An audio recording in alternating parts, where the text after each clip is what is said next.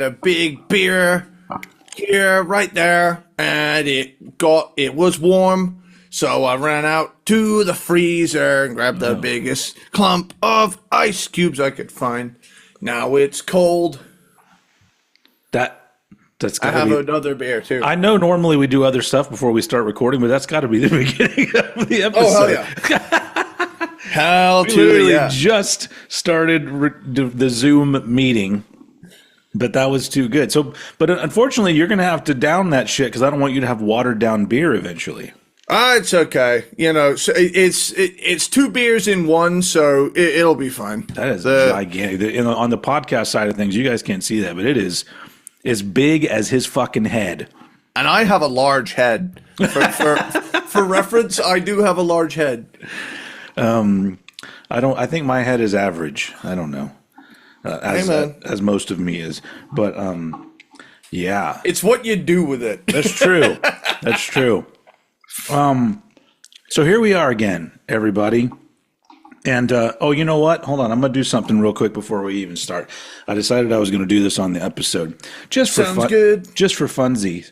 I'm putting in a bid on eBay to get this motherfucker on VHS, Nice. the Miami Vice movie, which is like the first little 2-hour special. Yeah. And the bidding ends in 15 minutes. But I don't want to be on here on my phone, so I'm going to place a bid right now. Nice. And then we're going to find out live if he gets We'll find out in about 15 minutes if I win this Miami Vice VHS. Cool. And you got to be ready to play the Paul Stanley alcohol so I can do a little toast to it. Oh, okay. Yep, we'll do that. All right. So now we're just waiting. Right now, I'm the highest bidder. Right now, I'm the only bidder. Playing the waiting game. It is. I mean, it's very likely that I'll win it because not only am I the only bidder, but I think it tells you how many people are watching it, and I'm the only one. So I mean, unless somebody swoops in at the last minute, it's a good thing we don't do this live, isn't it? Yeah. Somebody would just be, I'm going to go fucking take that Miami Vice VHS from you. That would be so rude. Dude, can you imagine if it was the speed guy? If we'd piss the speed dude off? Yeah. I'm sorry, but we may have antagonized speed guy. We probably did. So that's going to be a rivalry for the ages. Cranked and ranked versus speed versus. Woo. All right. Versus. This is where in the Cranked and Ranked movie episode 1, it cuts to him in his lair and it's made of speed VHSs. Yeah. And he's just like, those fressing, cranked and ranked wankers are horning in on my speed horde. Something like that. And like he's even got a throne made out of the speed VHSs, but then everything is made of speed. But then he points over to this one part of the wall that's missing 2 bricks, and he's like, "They have 2 of my speed VHSs. I must get them back. Otherwise, my AC is just going to be running all day long because there's holes in my wall."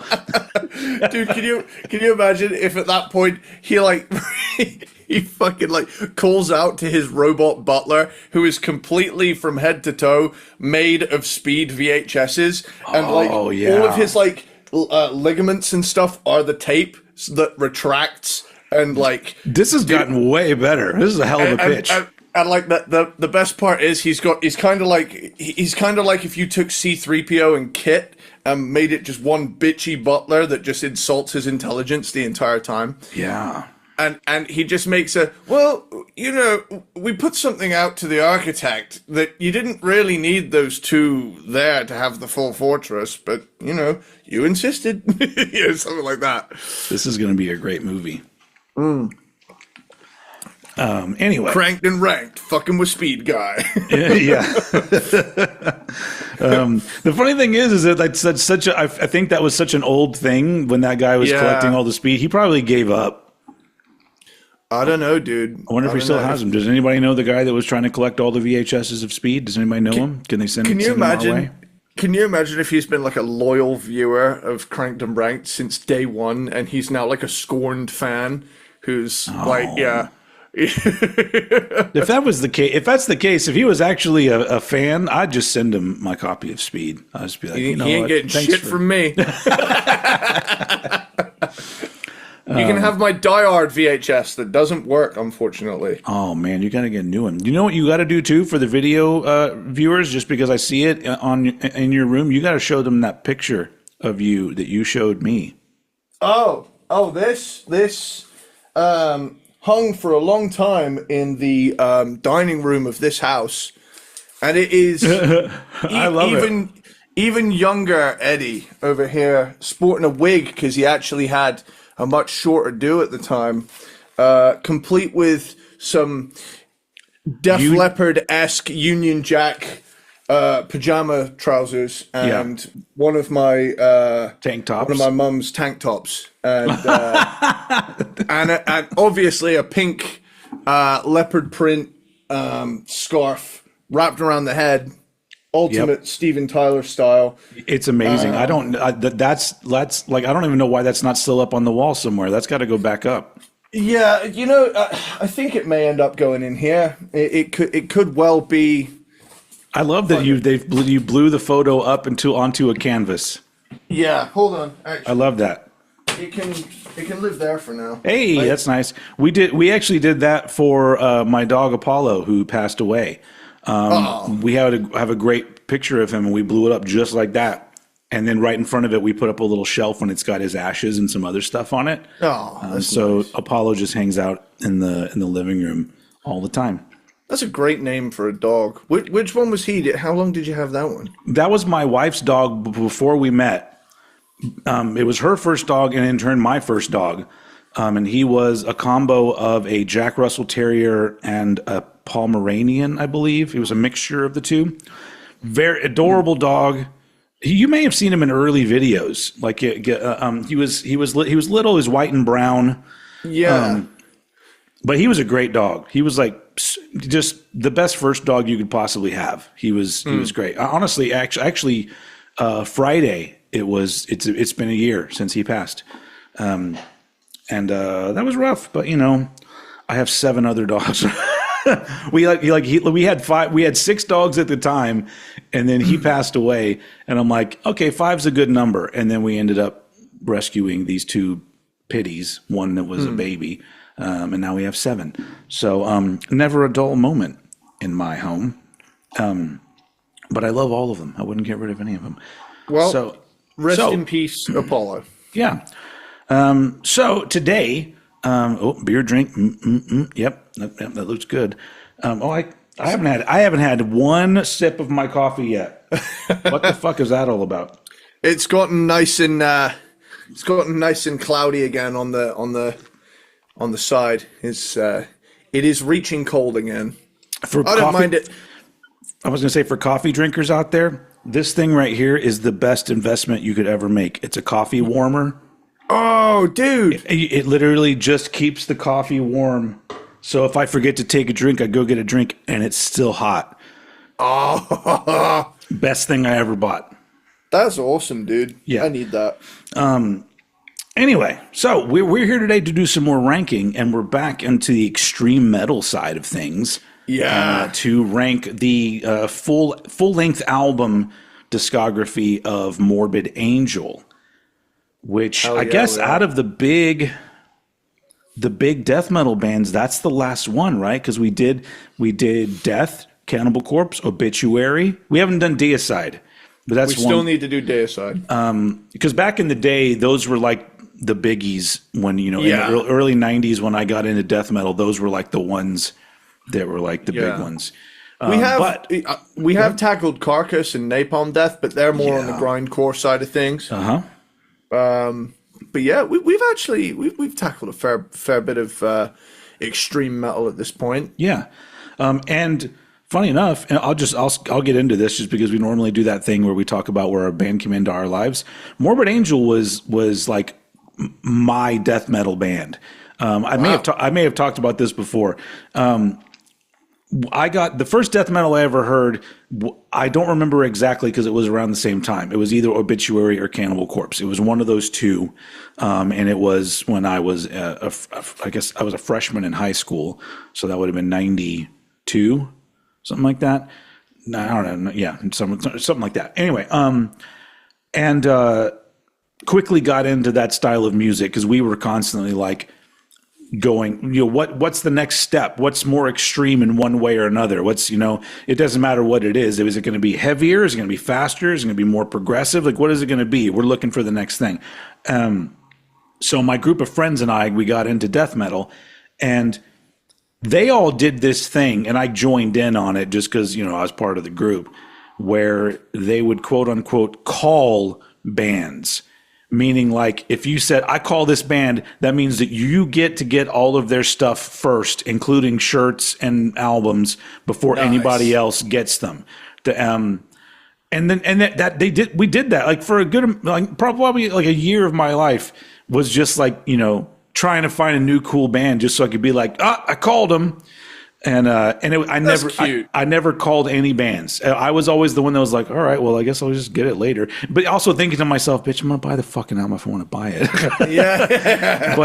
But Morbid Angel was the first band that I called Morbid Angel because I had, this is another one that's a little bit up in the air because I either saw the video for Rapture first, but I think shortly before that, I saw a video for Immortal Rights from Altars of Madness on Access Television. So that very well may have been the first one I heard. Either way, I very quickly called that band, and of course I very quickly bought their first 3 albums because it was right after Covenant came out. Quickly bought those first 3 albums and bought a Morbid Angel t-shirt that I used to wear at school all the time and used to get in trouble for all the time. There's a really great picture of me from high school in my Morbid Angel t-shirt. Nice.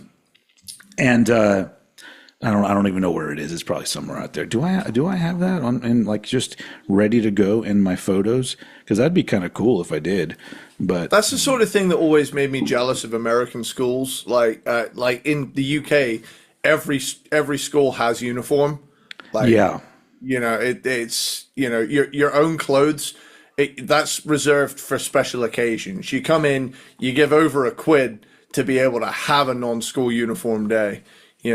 Oh yeah. For that's an event here. Schools have gotten that way here now, where there's a lot of schools have uniforms and things like that, or really strict dress codes. But back in the 90s, that was not a thing. I wish I could just find the picture. I wish that I just had it somewhere on here to show you because it's great. I'm just holding up this whole thing. Anyway, as I'm looking for this, I'll continue my story. So yeah, I became pretty obsessed with Morbid Angel for a little bit there, and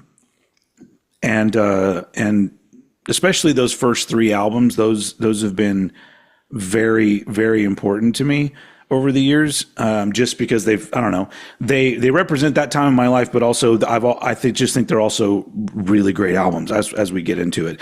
I do have to say that this is one of the toughest rankings I think I've ever done. Really? Just because they don't have anything that I would even consider bad, even kind of. There are things about some of the albums that I don't like, but it was pretty tough. But yeah, so Morbid Angel, that was my introduction to Morbid Angel. When did you first hear Morbid Angel? That for me was in college when I heard Where the Slime Live. Oh, nice. And I put like a YouTube music video playlist of death metal on because I wanted to get more into death metal. I had a surface level knowledge, I knew all the big songs, but from Cannibal Corpse and maybe a couple of death or obituary tracks, but I'd never really done the deep dive yet. I just knew big songs mainly by Cannibal Corpse. Mm-hmm. I was much more into thrash at the time, and then, I'd had my grunge thing, I'd had my thrash thing. The glam thing was fully underway for me when I was at college. But strangely, on the side, I had this real taste for death metal when I kind of OD'd on Poison every now and again. So it was do I need something a bit heavier to bring me back a little bit? And something that really drew me in was the very regular appearance of the slow rhythm with a fast double kick under it, and there's a lot of that in Morbid Angel. But the first song I heard that really made me fall in love with that kind of groove was Where the Slime Live. But I looked up where to start with Morbid Angel, and everybody's always like, Altars of Madness, Altars of Madness, Altars of Madness is where you start, because it is the first. It was a groundbreaking thing, and all that. And I got Altars of Madness, and I was like, hell yeah, this is fucking sick. Hell yeah. But that's about where I went with death metal at the time, because I was way deeper down the 80s permed vibe than the ooh sort of thing. So that for me was very much. Oh, you got it. You found it. Hold on. We're waiting for this to happen. Wait a minute. Oh, I'm seeing myself on the screen. We're seeing if I won the Miami Vice. Crankception. What does it say? Did I win it? What does it say? You won! Congrats on the big win! All right. Hell yeah! Every once in a while, we like to get a little white, and we like to take a taste of alcohol! Sweet. All right, I got that. I did a double swig for that. I took one from each. No, I couldn't find the picture, unfortunately, but I did win the Miami Vice thing, which I'm very happy about. Cool. Sweet. Yeah, that's cool. And then eventually I'll get the second one too, because those are the only two legit VHS they did of Miami Vice. They didn't put out the seasons because they didn't do that shit back then. All right. Real quick, let me just double check, because in the GTA 4 spin-offs of GTA 4. There was a couple additional games that they put out in the same world that worked around that, and I'm just checking to see if there is any Morbid Angel on that soundtrack, because the hardcore station in that game was taken over by Max Cavalera for the Blood, Fire, War, Hate hour or something. And in that game, you just get death metal. So they got Blood, Fire, War, Hate by Soulfly, but then they've got Entombed, Drowned, Call from the Grave by Bathory, Icon Blood by Cannibal Corpse, Dead Embryonic Cells by Sepultura, Fear of Napalm by Terrorizer, Awakening the Gods by Creator, Inner Sanctum by Celtic Frost, Jailbait by Drive-By Audio, Slaughter of the Soul by Atlas Gates, and Dead by Dawn by Deicide. So no Obituary or fucking Morbid Angel, which is the band we're doing today. All right, there you go. Hey, he's even flipping the camera off. That's me in my Morbid Angel shirt, and that's just a few. I was friends with band nerds. I don't remember the guy's name next to me. The girl next to him, I had a massive crush on that girl. Her name was Sarah. She did not like me back. Obviously, if you look, we're nothing like each other. She looks very preppy. She was. Dude, the Morbid Angel shirt scaring the hose. Yeah, but look, if you can't see it, but I'm wearing like really tattered up jean cutoffs and then boots, black boots. Nice. That had to have been the beginning of sophomore year, I believe. That's a fucking outfit, dude. Maybe. Fit check. So there you go. Sorry for the what do you call those people? Podcast listeners, because you don't get to see that, but you can head over to the video and then get in here at about a minute 20 or something. I don't know, whatever it was. Anyway, I feel like this is an all over the place episode, but it's kind of fun. But yeah, my ranking shifted around a bunch just because there's so many different ways to look at a lot of these albums. And honestly, just, really like just having, I've always had a hard time saying Trey's last name. Azagthoth. Azagthoth. Any album. I was thinking of going to Halloween party as a goth. Let's just call him that. He's Trey Azagthoth. That's probably wrong, but I was going to say any album that he plays guitar on is going to be good. So that's why it's like it's hard to rank a lot of these because his guitar playing is the one consistent thing, and it's always really good, always really interesting riffs, and Dude, I know I'm circle jerking where the slime live, but that guitar solo bent my brain into a new shape. Yeah, that was one of those moments where I thought, how many notes per second is that? That's a mind-bending amount of information in a short span of time. Yeah. Like the first time I heard that, like all those little runs there, I was like, huh? Yeah. So anyway, did you wrap up? Like where you first heard him? Like, I think we've gotten here. Yeah. We've gotten here. Everyone's probably just like fucking rank the goddamn albums because there's probably people watching that don't fucking care about our bullshit. They want to see what we rank the Morbid Angel albums. Speaking of keeping them waiting, here's what I found. I thought this was really cool and I thought you'd like it. Okay. So I was at Pool Market today and there's a cool CD stand in there. Look what I found. Sisters with Voices. Oh! And it is right here, Human Nature, Downtown, the remixes. Oh, nice. It's a cool little thing there. Yeah, SWV were great. There was a handful of those girl groups from around that time that I just loved. TLC is my favorite. In Vogue were great. SWV were also really good. I've got Funky Divas around here somewhere. Yeah, that's a great one. That's the thing.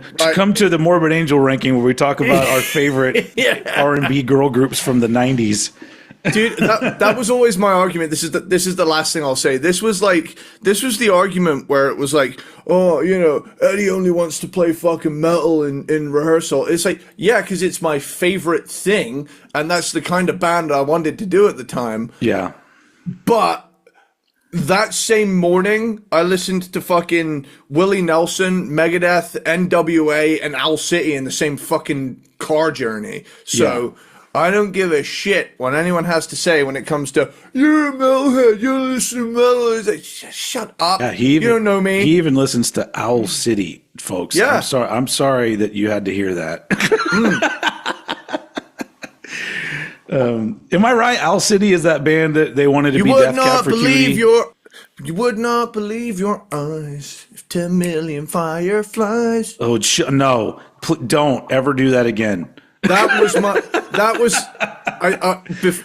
I was a metalhead, and it's kind of my like, what the hell music. And I get why people would be like, what the fuck? But it's very nostalgic for me at this point, and it kind of reminds me of a time before shit got really crazy. Like, no, for sure, yeah. So, bada boom, bada bing. All right, Owl City album ranking coming soon. We should do that. Fuck it, why not? I'm just gonna be mean the whole entire episode. So where were we? What? Morbid Angel. Morbid Angel. All right. Here we are, back on the road. Back straight on the highway of ranking Morbid Angel albums. There's 9 full-length Morbid Angel albums. And I will guarantee I have a ranking that will equal parts please people and annoy people.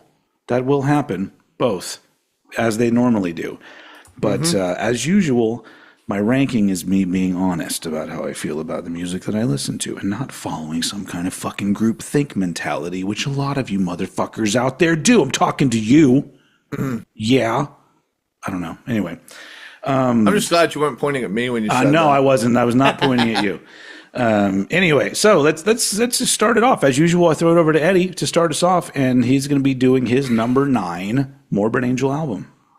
Okay, my number 9. Oh, nice. Is Heretic from 2003. Wow. Okay. Yeah. And there's one glaring reason for this. What is that? The production. Really?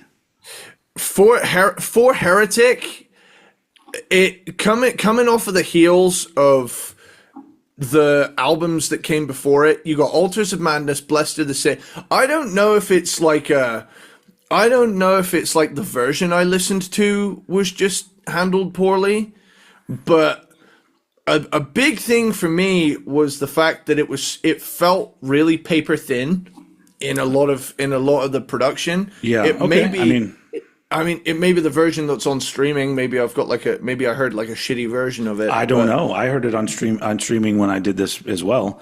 Yeah. I don't remember that, but there is one particular album on here that I will be talking about the production on, but it's not this one.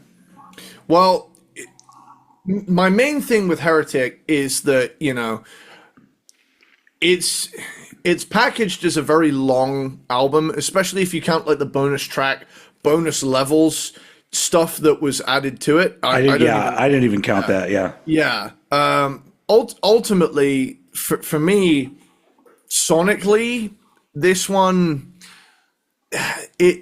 off the heels of Gateways to Annihilation, which has really weighty production to it that really serves the music. You're talking about the one where the drums sound like they're electronic, like they're fake drums? Gateways to Annihilation? The drums sound fake through the whole album. Well, here's the thing though, like at least in the music, there's a weight to it, and sure. I feel like, hey, you're not wrong. I'm just yeah.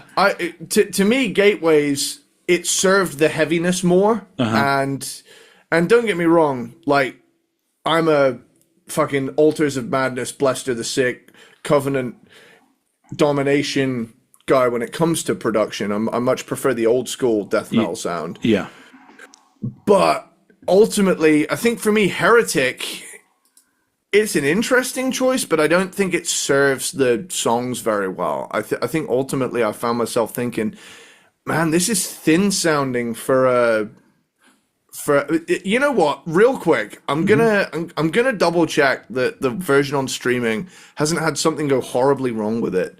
Yeah, I don't know. Now I'm all like, what is there something wrong with my ears? Because it sounds good to me, but I don't know. Let me look it up. Heretic, Morbid Angel. Okay, bear with. Okay. Oh, fucking ads. Hold on. Bear with. Unskippable. About pasta sauce playing. I've seen it already. Let me skip it. I feel like once you've seen an ad, you should be allowed to skip it. Yeah. Like, that's the thing. You've already advertised it to me. I'm already gonna buy fucking pasta sauce. Hello, Google Pixel 10. At least Google Pixel 10 had the decency to be 5 seconds long. Yeah. Right. Honestly, commercials really should be about 10 seconds long, because honestly, if you're going to buy something, that's all you need. So here's the thing. Okay. We're giving Eddie a chance here to listen to it again. Yeah, to my ears, compared to other albums they did, I couldn't help but feel like someone missed the mark on the low end front for this type of music. Mm-hmm. And it somewhere along the way, they ended up. I don't know. To me, this album felt like an hour plus of me wanting a bit more bass and weight in the mix. Yeah. Like, don't get me wrong. Like, the spaciousness of it, I like, but it's like it's got that space without the weight as well, which they'd already achieved on several other albums before. Yeah. And I didn't really feel engaged with it, because the whole time, I mean, I listened to the albums in sequence and I couldn't help but feel like, man, this is missing something compared to what I'd heard before. Yeah. To me, there's like 6 albums that come before it, and to my ear, they all sounded better. Yeah. Okay. But it's still cool. I mean, it's well written death metal performed by people who know it best. So I wouldn't ever call it bad. I don't think the music's bad. I just think the production takes away from it. Yeah. Okay. And that's my number 9. Do you have any thoughts about the differences between David Vincent and Steve Tucker? Is that his name, Steve Tucker? Does it make any difference to you one way or the other? I mean, if I was more of a religious Morbid Angel listener, I know that's an ironic thing to say, but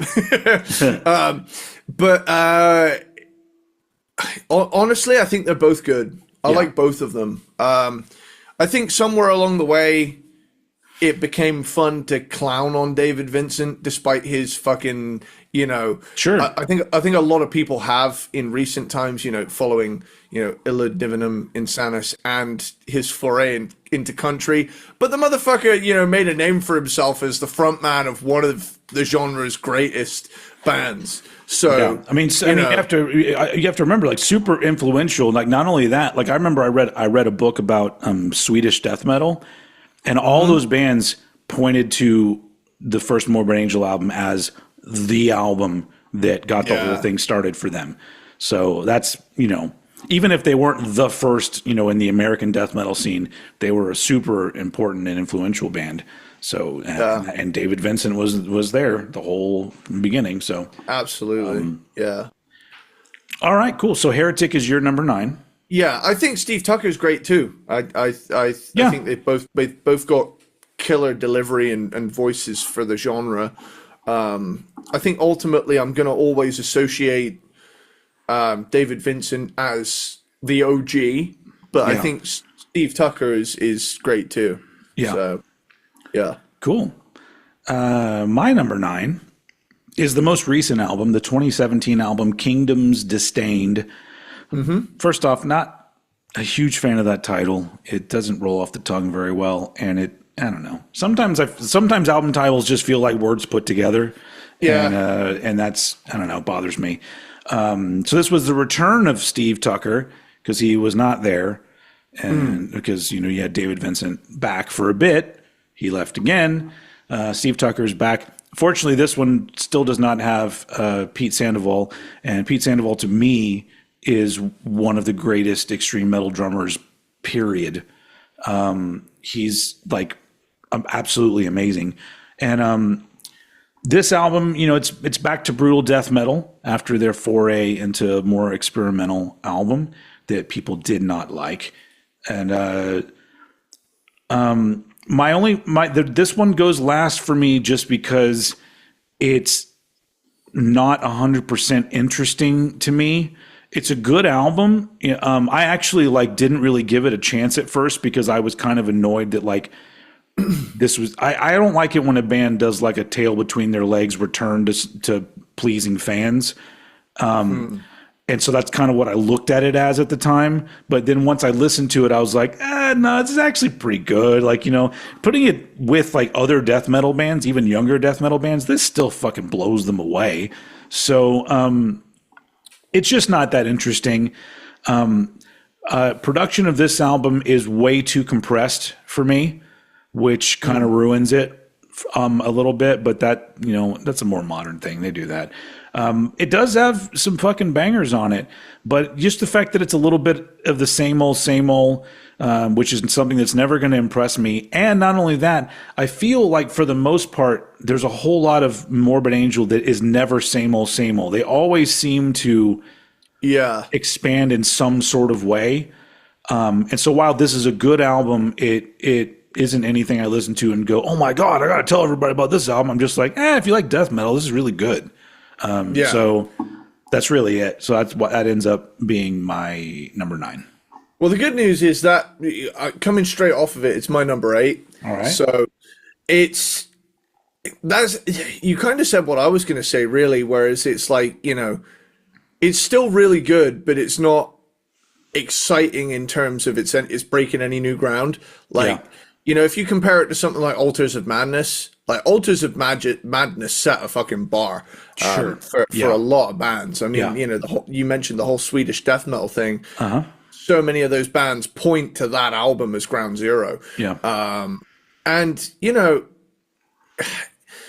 for me, this album, Kingdom's Disdain, is very much, it does have that vibe of 6 years prior, everybody said we shit the bed. We need to do death metal. We're good at death metal. But at the same time, they do it well. Yeah, and not to say they were dishonest. I mean, I'm assuming that this is what they wanted to do. So I mean, that's fine. I just it's not as interesting to me.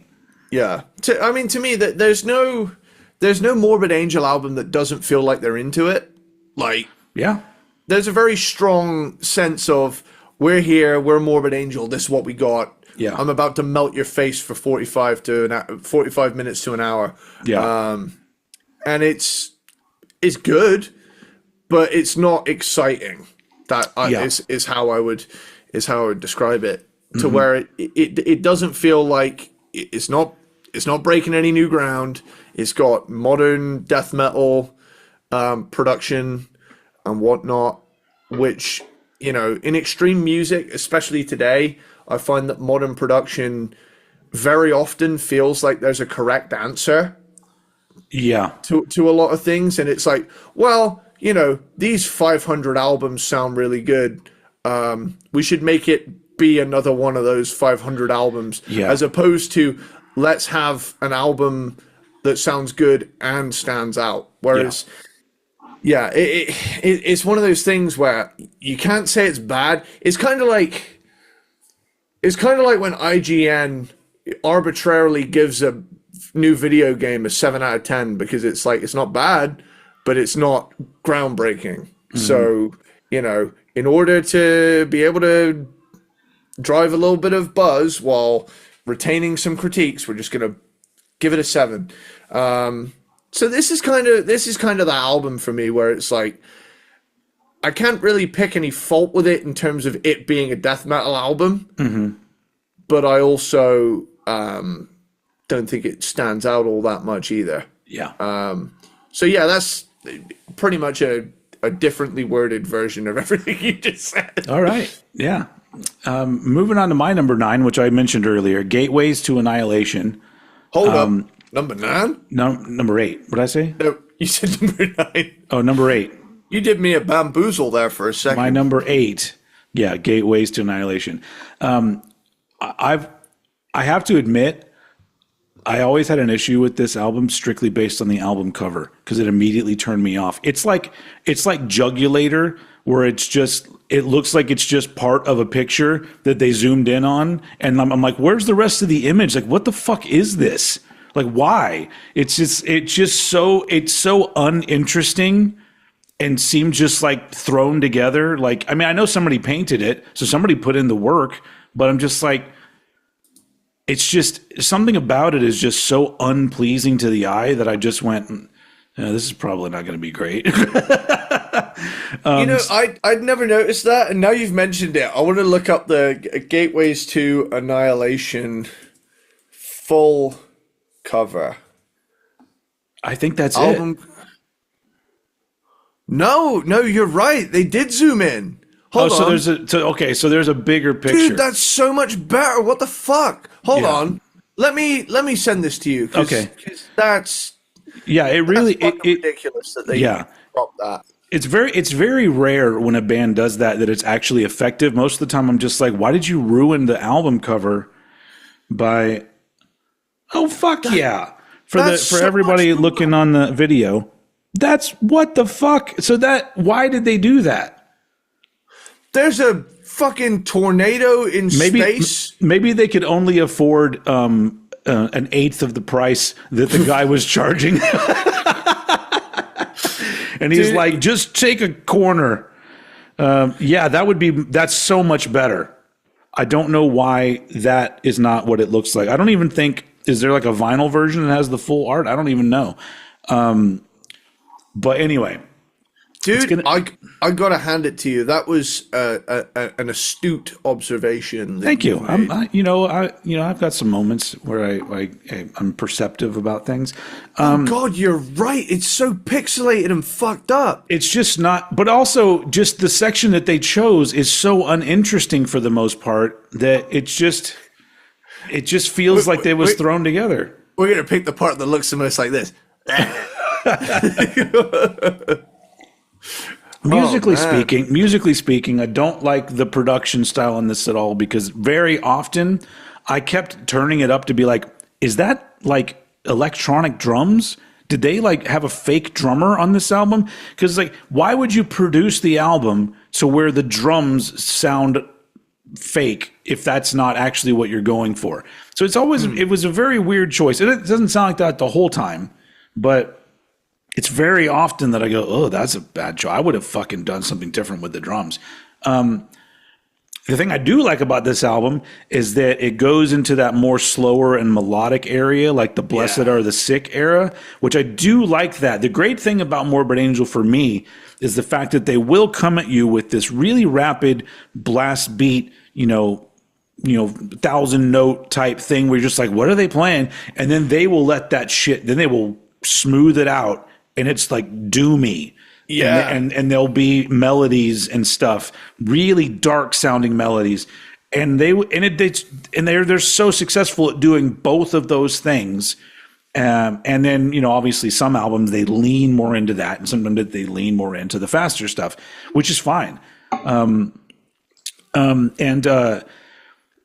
This was like going through their albums, like in order, Gateways to Annihilation is the first one I hit where I'm not fully invested in the whole album. It just, I find myself getting kind of bored at times.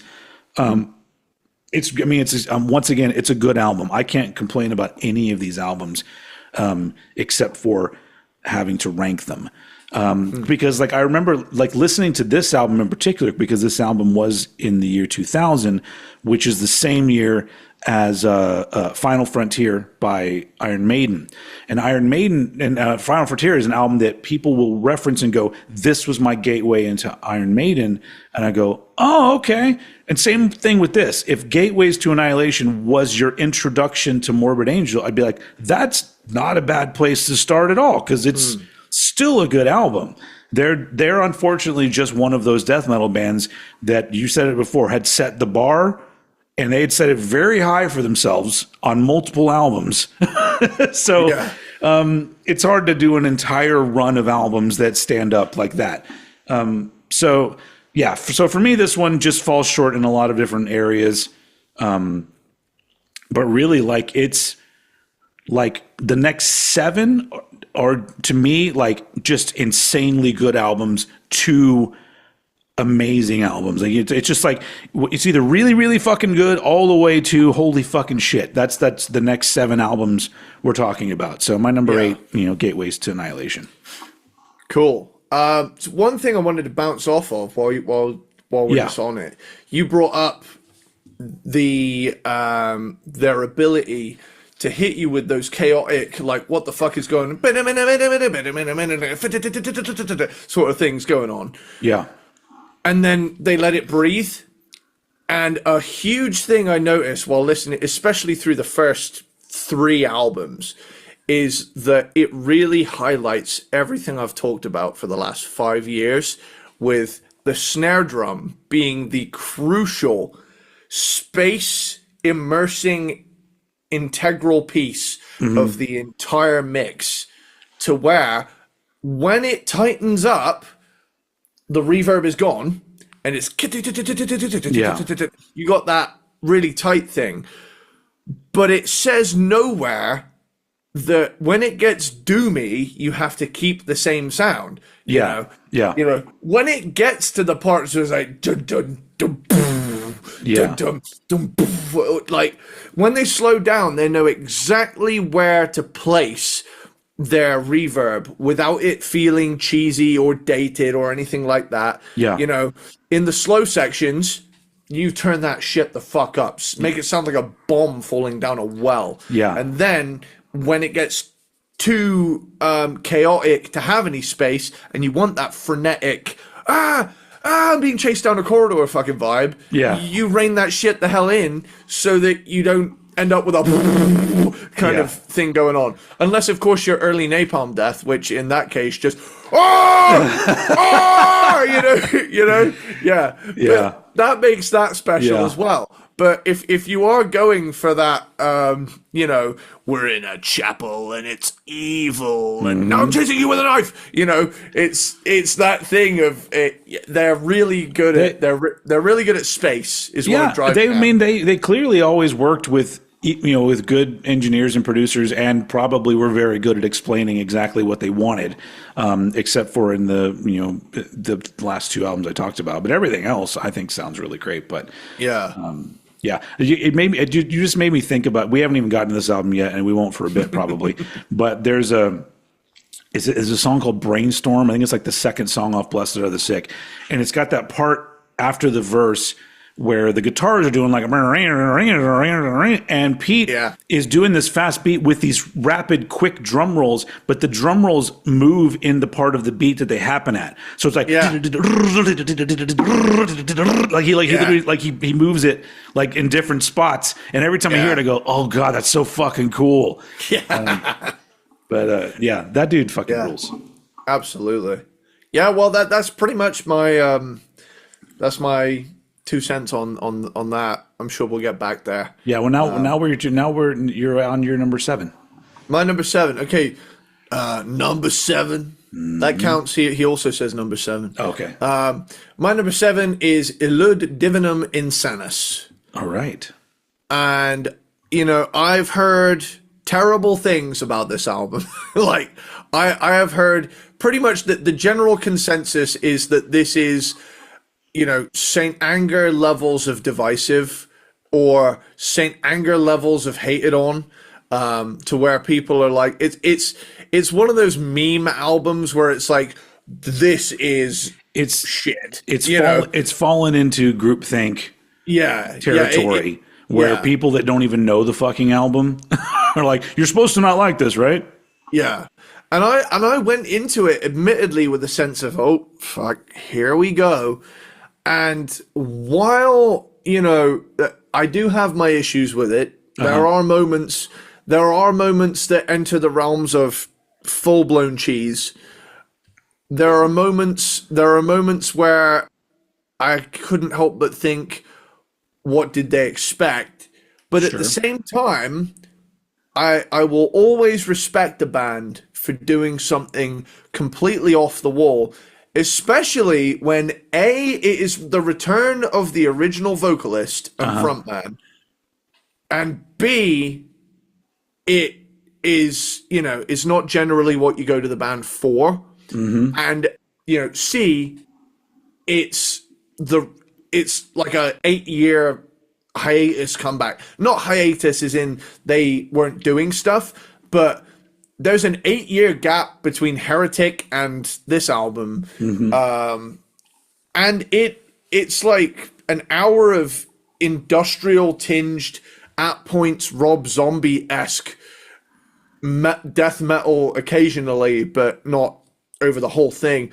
It's a very strange album, and it is a very puzzling album because on many fronts I respect it, and in others I think, oh, that was a little cringeworthy. So there's moments where I'm like, fuck yeah, this is completely new territory for this band, and there are other areas where I think, oh, you were doing really well until that like fourth wall break-esque fucking, wink to the camera style thing. And it's like, there are some bands where I'd like that, but at the same time, I couldn't help at the same time feel like, you did Altars of Madness, man. Yeah.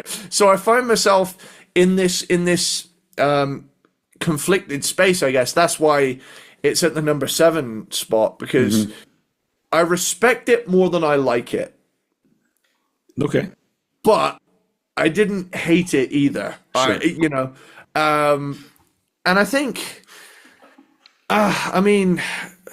Honestly, I feel like the only way that you would definitely hate it is if you feel like a certain genre of music is only supposed to be one way. Yeah, exactly. That's the only way. Because, I mean, yeah. Yeah. I mean, we've talked about how much I hate correct answer mindset when it comes to music.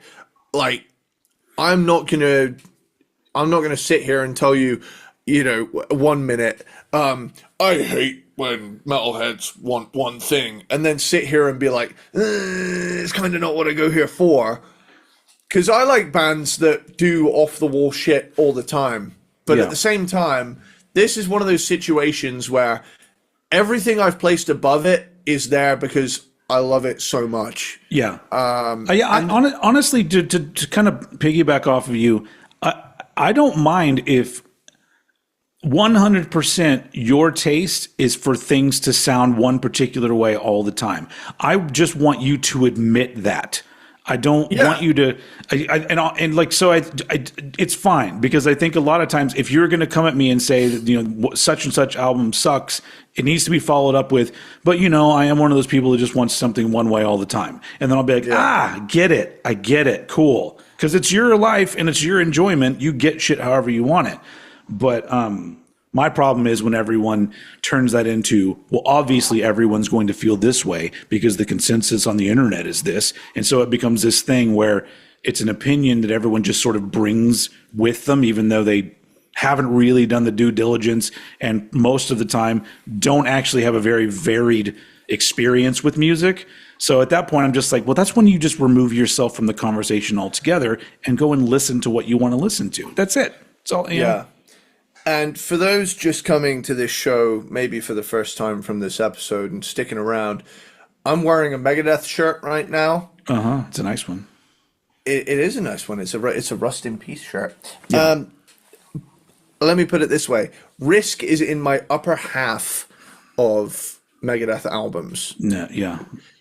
Probably mine too, in the upper half. I don't know how many albums they have. And I was going to say about your shirt though, I love it when bands do album cover shirts, but don't just make it a square. When they come up with like a cool shirt design using the album cover, I love that because I don't want a square on my shirt. I already have chubby dude issues going on, and you wear squares, that shit doesn't look good at all.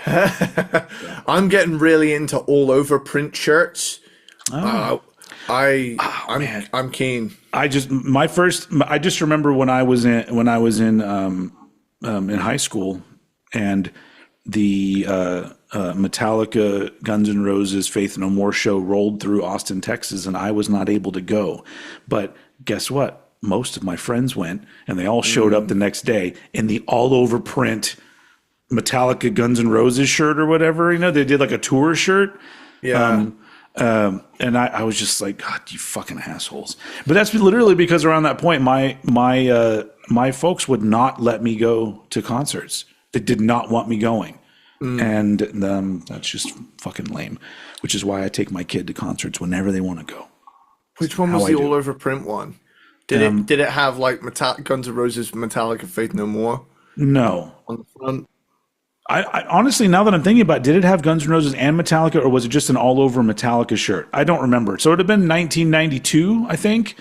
1992, all over print Metallica shirt.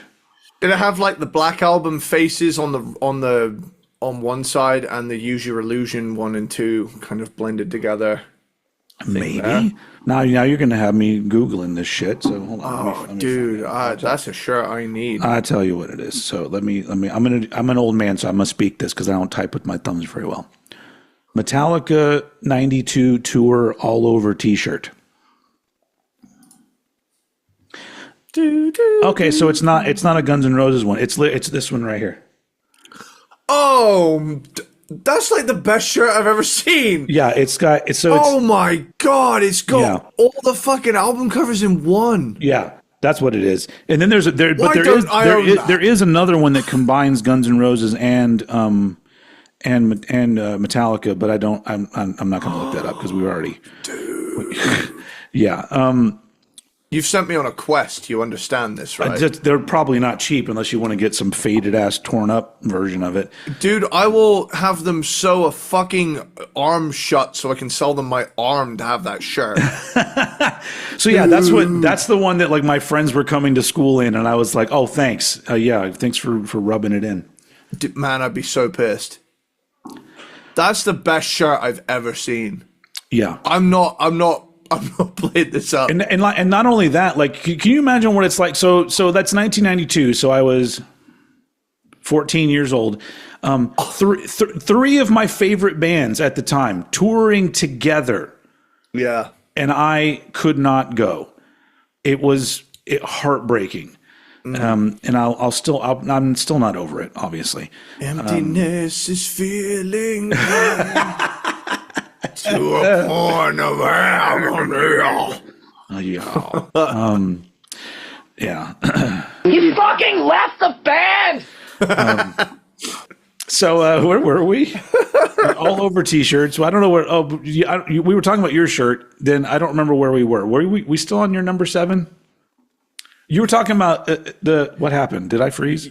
You froze on like a bus and nut face. it was quite the sight to see. It probably won't be on the video, unfortunately, because it films it. It records it from my side. Yeah. Sorry. You were like mid-sentence.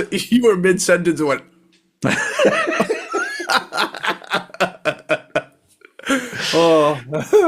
Oh, dude. Yeah. Anyway. Oh shit. I don't even remember what I was gonna say. Hold up. Wait a minute.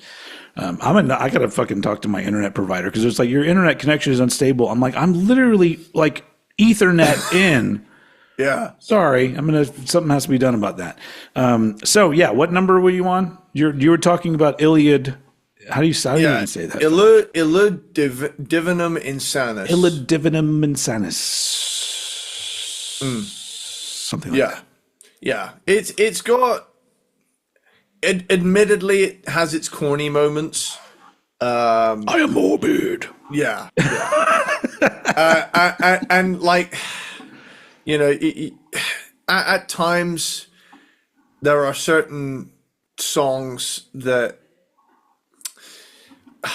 it does strike me at times as like, hello, fellow metalheads, but at the same time, it's also a comeback, and they had the balls to do some cool stuff. Well, like some off the wall stuff. Yeah, it was literally them saying, "Hey, we brought you one thing you've asked for, which is David Vincent back, and then we brought you a whole album of what you didn't ask for." Yeah, which I think is fucking great. The good news is David Vincent's back in the band. The bad news is we're White Zombie now. It's or Rammstein. Yeah. That's the one thing I always like to talk shit about is that people talk shit about this album. I go, oh, please tell me you're not a Rammstein fan because I'm going to punch you in the face. Honestly, I reckon if he'd done the whole album in German, he might have gotten away with it. Yeah, probably. Anyway. Schaut mir aus den Augen. That is a band that got me into metal. Yeah. But I never really did the dive. Like, one day it will happen. I heard Du Hast, and then I heard Toxicity by System of a Down, and then I got into Metallica, and that's kind of the pipeline from there. It was Du Hast in Guitar Hero 5. Mm-hmm. My uncle showing me the album Toxicity after he heard me singing Cigarro because it made me laugh. Oh, yeah.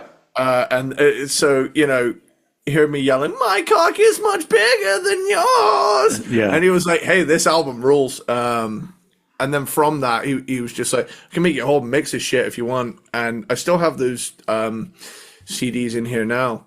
But mostly it was Metallica that I got really obsessed with. Yeah. Early on. And from there, my music taste grew.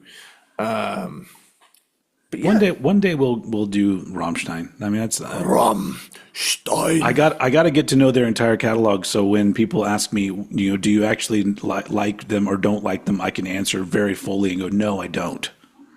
I've heard everything. Well, there's one line. The best part about Rammstein is because me and none of my friends ever learned any German. We would always watch misheard lyric videos of Rammstein videos and just piss ourselves laughing. But there's like a couple lines where it's like, I'm slumming with the mare, and it's just a dude sleeping in bed with a horse, and then and then the next line is like, slice the rock in the loft, and it's just a guy chopping a fucking stone in half in an attic. It's gold. Nice. I miss those crudely animated misheard lyric videos that were clearly made on like Windows Movie Maker or some shit. Yeah. Oh, the early days of the internet. What a time to be alive, eh? Yeah. Are you done now? Is it my number 7? Yes, I am done with Illud Divinum Insanus. My number 7 is Formula's Fatal to the Flesh from 1998. Fifth album. That's album. my number 6, by the way, so we can camp out here. Sweet. It's my first. The first with Steve Tucker. Back to leaning towards the more brutal side of Morbid Angel, and it's a good album. At this point in their career, it's the first one that's kind of like nothing interesting. Yeah. It's really good. Unfortunately, especially on this album, Steve Tucker, so it's like they have a new vocalist, but he doesn't bring anything unique to the music. So it's just kind of like he almost feels a little bit placeholdery on this album. Good death metal vocal. Yeah, perfectly fine. But as I say with a lot of these albums, if you've got, Trey and Pete on the same album, it's going to be really good. So it's really good. It's just, especially, at this point, listening to them in order, you get to this one and you're like, yeah, it's still good, but it's just like, the four prior to this, fucking insane. But this one's still good. Once again, if Formulas was the first, Morbid Angel album you heard, I'd be like, yeah, that's most of these albums. If somebody was ranking them and put them at number 1, I'd be like, I get it. I 100% get it. But it's just not bad. I like the whole album. I just don't think, ranking them together, it doesn't give me anything where I go, oh, this needs to be above those other ones. No, it doesn't. It's good. But there are 6 that I like more. So now we're on. Oh, your number 6 is Formula's Fatal to the Flesh, their F album. Yes, that's an interesting thing as well. I wanted to mention all of their releases, including live stuff, is alphabetical. Yeah, have you ever noticed that? Well, not only that, one of them is just a live album. They don't do. I think J. There isn't an actual J album. They skip J, and J is a live album title, I believe. Yeah. I think E is as well, because you got Domination and then Formula's Fatal to the Flesh. Oh, maybe you're right. Maybe E is a live album as well. Anyway. Yeah. Not only that, this one has 3 Fs in it. The alliteration is on point in this album title. And here's the thing as well. I'm seeing here, the title refers to the biblical symbol of the Antichrist. The letter F is the 6th letter of the alphabet. Therefore, it could be read as 6 formulas, 6 atol to the 6 lesh, or 666 for short, the number of the beast. I'm sorry, I fell asleep while you were reading that.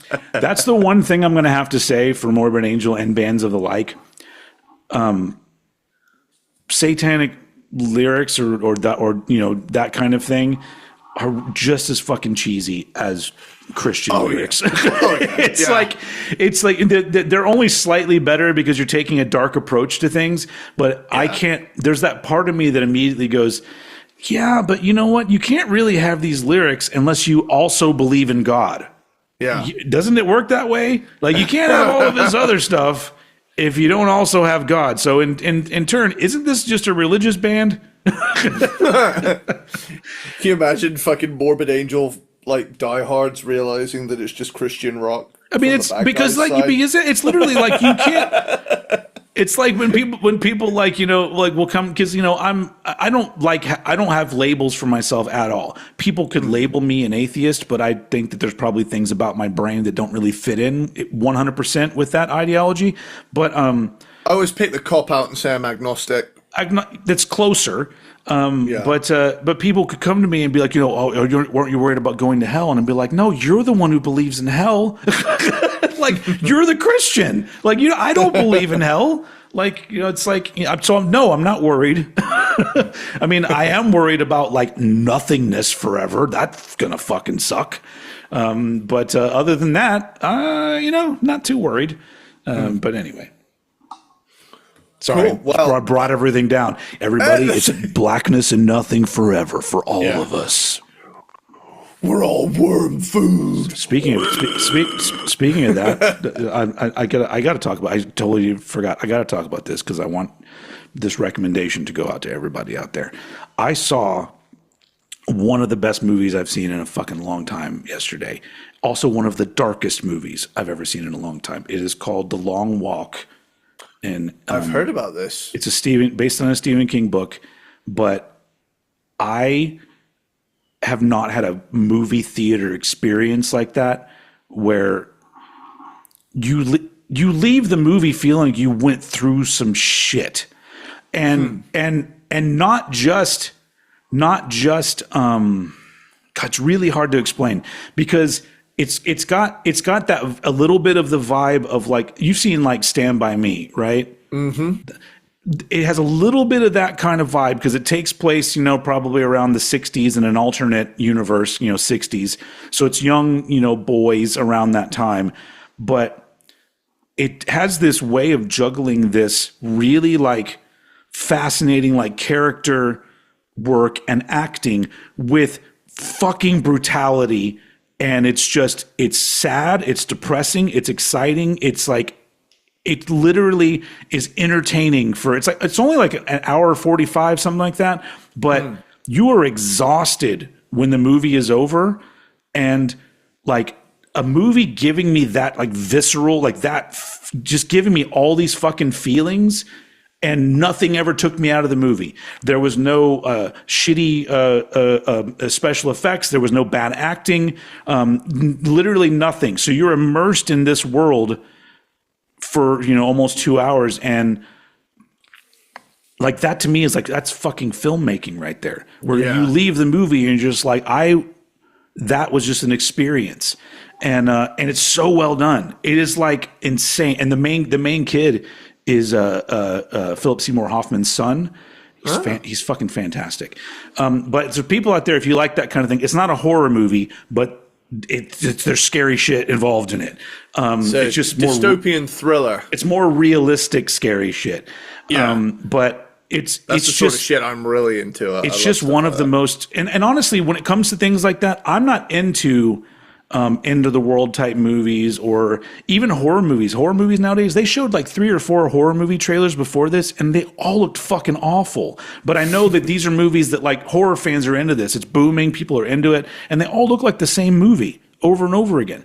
But this one is like a unique story. The way it's put together, it feels like a movie, a kind of movie experience that you just don't get all the time. And I know that I'm not like an expert on movies, and I know that like, some of my favorite movies are considered shit. I understand that. But this is one where I really do feel like anyone that appreciates a good movie would be into this. But not for the faint of heart. Definitely not for the faint of heart. But I came up with a really cool going slightly off of that. You talking about movies that we love that others consider bad. Yeah, but I've come to. I was driving today, and at one point, I came to a really good name for the aesthetic I'm looking for. Oh, okay. I'm coining it right now. Polycore. Dude, straight up, I've been looking for a name for what I'm looking for what I'm looking for, and it is Paulie Core. I want to be a character in Encino Man. It's just like you're just like fun-loving buddy rock movie. Yes, Which I love. Yeah, exactly. I'm talking Bill and Ted. I'm talking Wayne's World. I'm talking Encino Man. There's this Airheads. pocket of there's this fucking pocket of time where these funny buddy rocker movies and funk metal were coexisting, and they go together. Man, there's literally funk metal in the movie. Yeah, exactly, and it's like this incredible thing that I've been looking for a name for it for years, and I finally have it. I'm gonna call it Paulie Core. Yeah, and it's a parody of Paulie Shore's name. Yeah. I like that because it really is. That's true. There are like those are movies that I'm not going to get on a show and say everyone needs to see it, because I feel like you have to be wanting a specific thing to actually appreciate it. Because I could never go to you and say Encino Man is like a perfect movie, 5 stars. I'd be like, it's super flawed, kind of dumb, but one of the best movies I've ever seen. Yeah. The thing for me is like, what am I going to have the best time doing? Yes. And usually it revolves around a combination of factors that bring me back to this thing that I've had in my head for years. This is going to make me sound like a supervillain, but I've had this like thing I have called in my head called Vibe X, and I've been trying to figure out. X has been like an algebraic placeholder. Yes. For this thing, I finally have a name for it. Paulie Core, and I'm talking anything funk metal, anything on the grindier, funner side of grunge, any jams wearing thrash, any I would consider Uplift Mofo Party Plan by Red Hot Chili Peppers. That is Paulie Core. Scatterbrain's entire discography, Paulie Core. Yeah. Fucking any funk metal ever, Paulie Core. Yeah. So literally, you're honing in once again to our favorite era, the late '80s and early '90s. Yep. Like, yeah. I should like clip this and put it on the internet and tag Pauly Shore and be like, hey, this is a new genre of film. Yep. Or not even film, just aesthetic. It's an aesthetic. Yeah, it's an all-encompassing audio-visual experience. I like it because that's right up my alley. Because right there, that would be my comfort area. Those are all things that I always want to watch and listen to because it feels good. The Long Walk is not one of those movies. It's amazing, highly recommended from Old Head, but also, not. It's a very enjoyable movie. I would not call it fun. Anyway, where were we now? You were on Formula's Fatal to the Flesh. Yeah, it is. It's the debut of Steve Tucker. Mm-hmm. He's doing great. And great job, Steve. yeah. He's doing a great job as a death metal vocalist, and whatnot. Ultimately, this is the first album where it's like, it's kind of, I expected death metal and I got it. Yes. It's the first time that this feeling of, okay, what now? Sets in where it's been there's been an evolution per album to this point, and I feel like with Formulas the only notable difference is there's a different vocalist. But yeah, like I say, really it's good. It's it's that thing of on any given day, depending on what mood I'm in, my 6th and 5th pick could switch places on a dime. But there is a clear point with these albums to where it's like, oh, okay, I am into it. I am into what's happening on this album. I really enjoyed it. All right, cool. My number 6, Heretic from 2003. Cool. So as you can see, there's literally like a line in between the two vocalists because my top 5 is all David Vincent, and there's kind of a reason for that. I'll get to that. But Heretic is the 7th album. To me, this is a great sounding, energetic album. I probably wasn't paying enough attention to the low end when I listened to it to maybe hear what you're hearing, because it didn't come across to me at all. But I suppose in isolation, an album can have a different vibe to Yeah, sure. listening to it immediately after another one. So I think that may have been my experience. Maybe I need to give myself like a 10-minute break between albums. Maybe. To me, this is the best Steve Tucker fronted Morbid Angel album. I really think that it's good enough to stand up with the original albums. It's, when it comes to the stuff that he did, it's really, really good. Once again, not really breaking that much of any new ground here. I do have to say, though, Enshrined by Grace, which literally goes from having like almost like a new metal groove into blast beats, is a very cool song. That's cool. I'm here for that kind of thing. But yeah, the one thing with a lot of these albums is that Trey's, not only his guitar playing, but the riffs that he writes are so unique to what he does. No other death metal guitar player does riffs like that. And like there's so many times that like I literally like listen just closely to a guitar riff because I'm just like, wow, like what he came up with that to go there, like that's amazing. So yeah, and so this one, for me, it's got the most like interesting songwriting of all the Steve Tucker albums.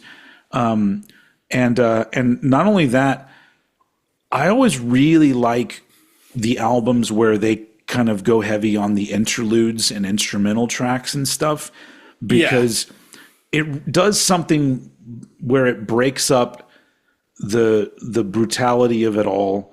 But I also like the fact that, I know a lot of it was probably Trey, that he didn't fucking care, like from the beginning, just like, oh well, this is going to have a little synthesizer interlude.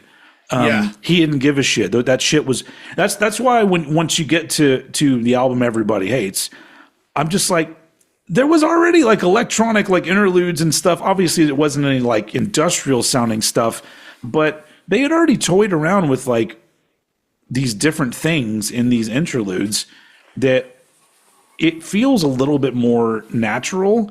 But even in a case with like Heretic, I'm pretty sure if Heretic like ends with just like with several different instrumental tracks, and like for some reason I'm always just like, that's fascinating that they decided to do that, because like what other band like this does things like that? Like there's a band that they will have like maybe an intro or maybe like a midsection short little interlude thing, but nobody leans into that stuff. As much as Morbid Angel. I mean, I'm sure other bands have done it as well, but I think that Morbid Angel was kind of like the biggest one that really sort of leaned into, we'll throw some keyboards in this part, or we're going to do an interlude that just sort of, is some beautiful melodic guitar work or something. It's like, I don't know. I just like that. And Heretic's got all of that. It is a little long, but it's got, it's got all of that in it, and I really like it.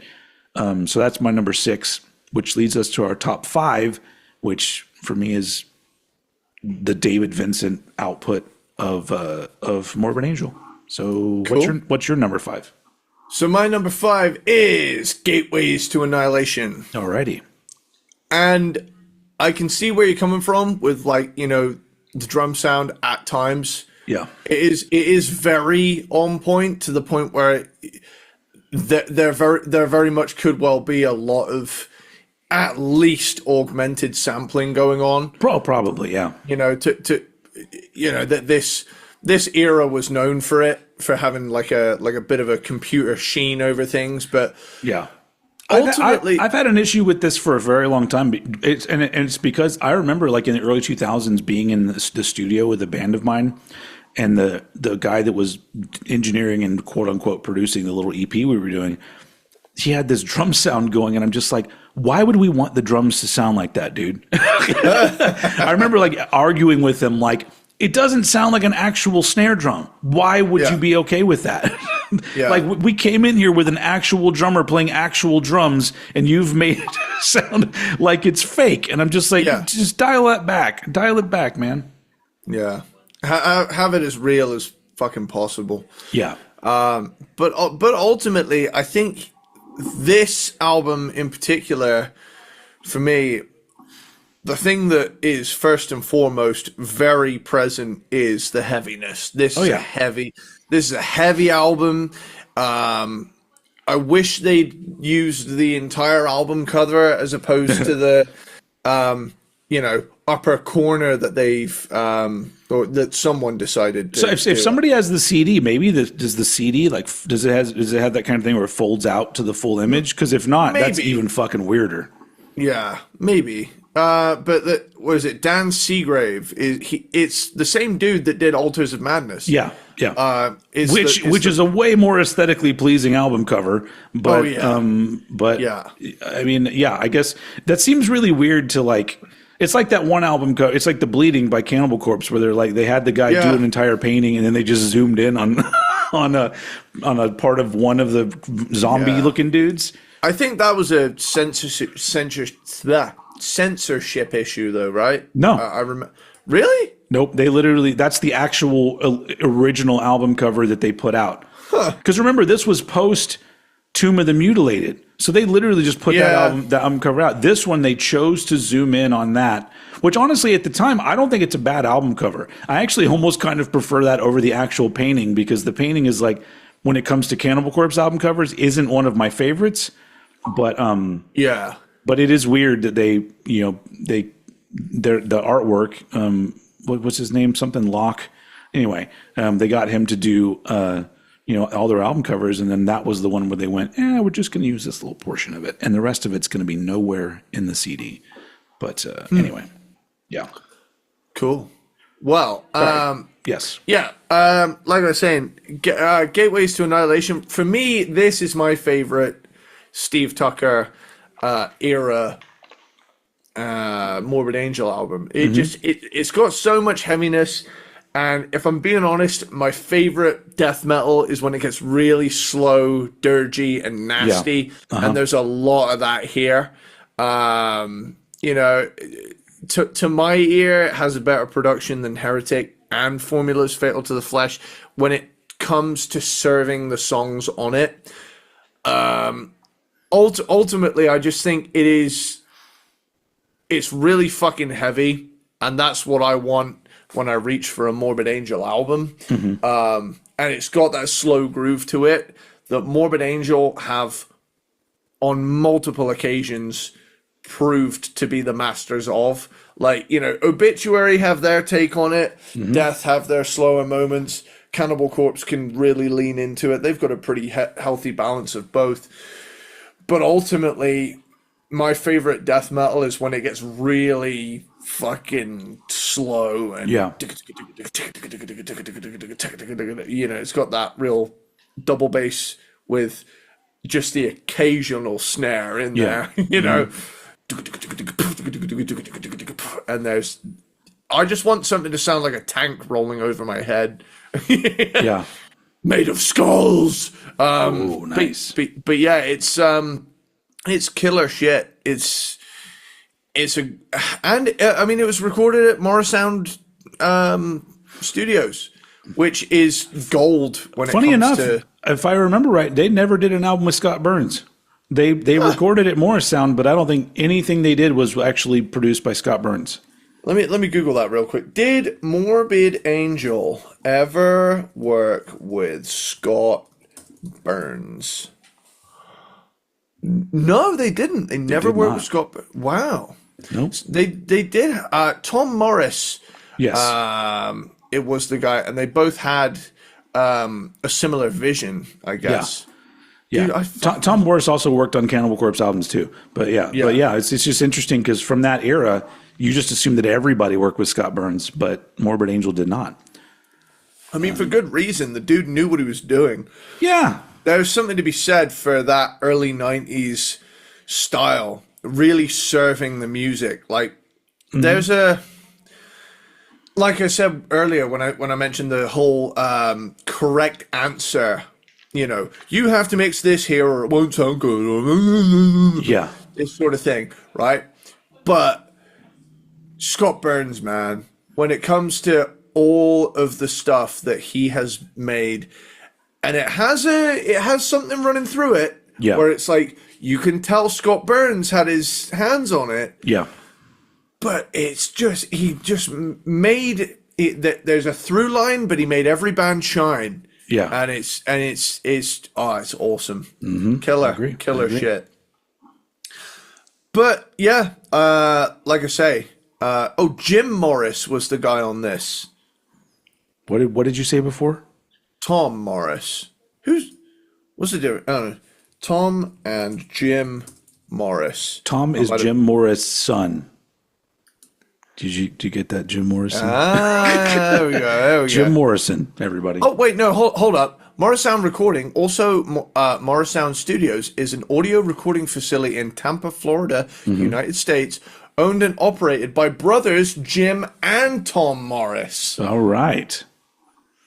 Cool. I did not know that. I thought there was only one, and then I didn't know if it was Jim or Tom, but now I know they're different people. I'm sorry, guys.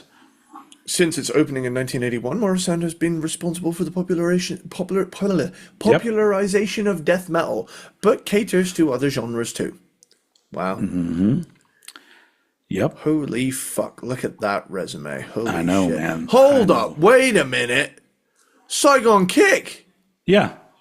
Nice. Cool. They didn't work with Scott Burns, but... And Warrant's Dog Eat Dog. I did not know. I was unaware of that. That's cool. I didn't know that. That's fucking a lot of cool. great fucking music made at Morris Sound. Hell yeah. I mean, I suppose Saigon Kick, Miami-based originally, I guess. Yeah. Yeah. Cool. Well, Gateways to Annihilation. It's cool. I like it a lot. Over to you. My number 5, Domination from 1995. My number 4. Oh, sweet. This one is to be honest. When this album came out, it didn't do a lot for me. I was a teenager, and I was constantly moving forward and finding all sorts of different music. And unfortunately, when that happens, when a band that I liked a couple years earlier puts out a new album and it's nothing that immediately grabs me, I kind of just left it behind and was moving on to other things. Once I got around to listening to it, I was just like, holy shit. Because it's I love the fact that they did sort of expand both areas of what they do with the fast, brutal stuff and the more sort of slower melodic stuff.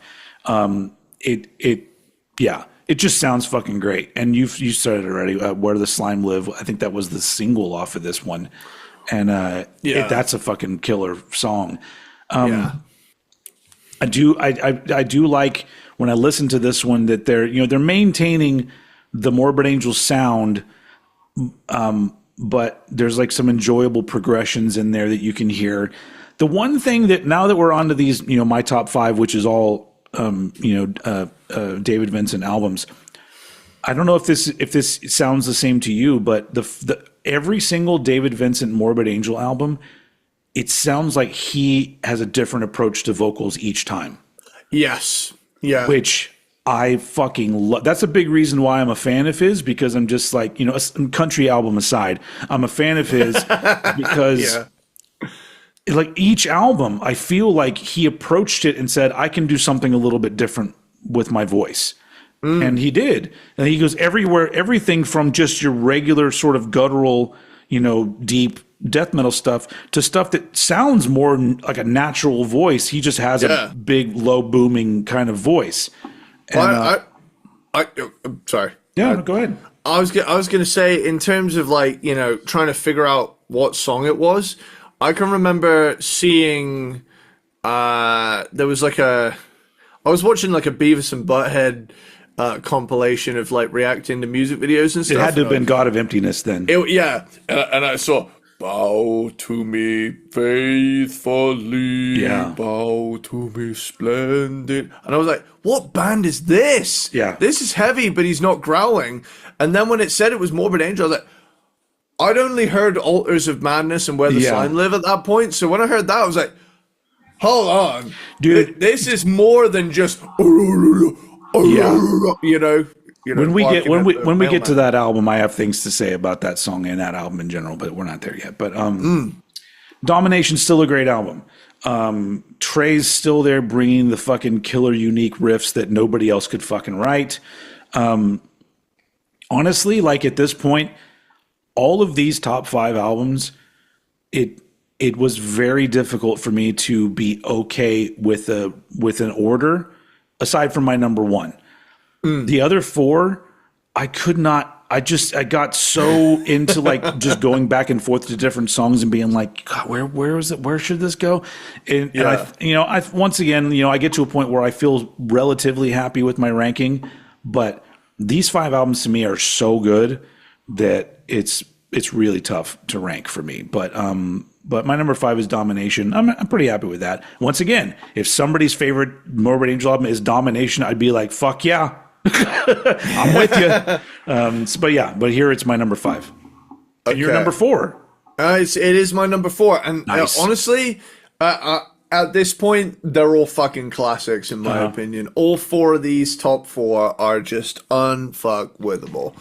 But I mean, for me, this one, you've said so many things that I like about this, and for me, it falls victim to it being the 4th album, to where it's like, they've established a lot of things that make up Morbid Angel, so I'm less surprised by some of the left turns and whatnot.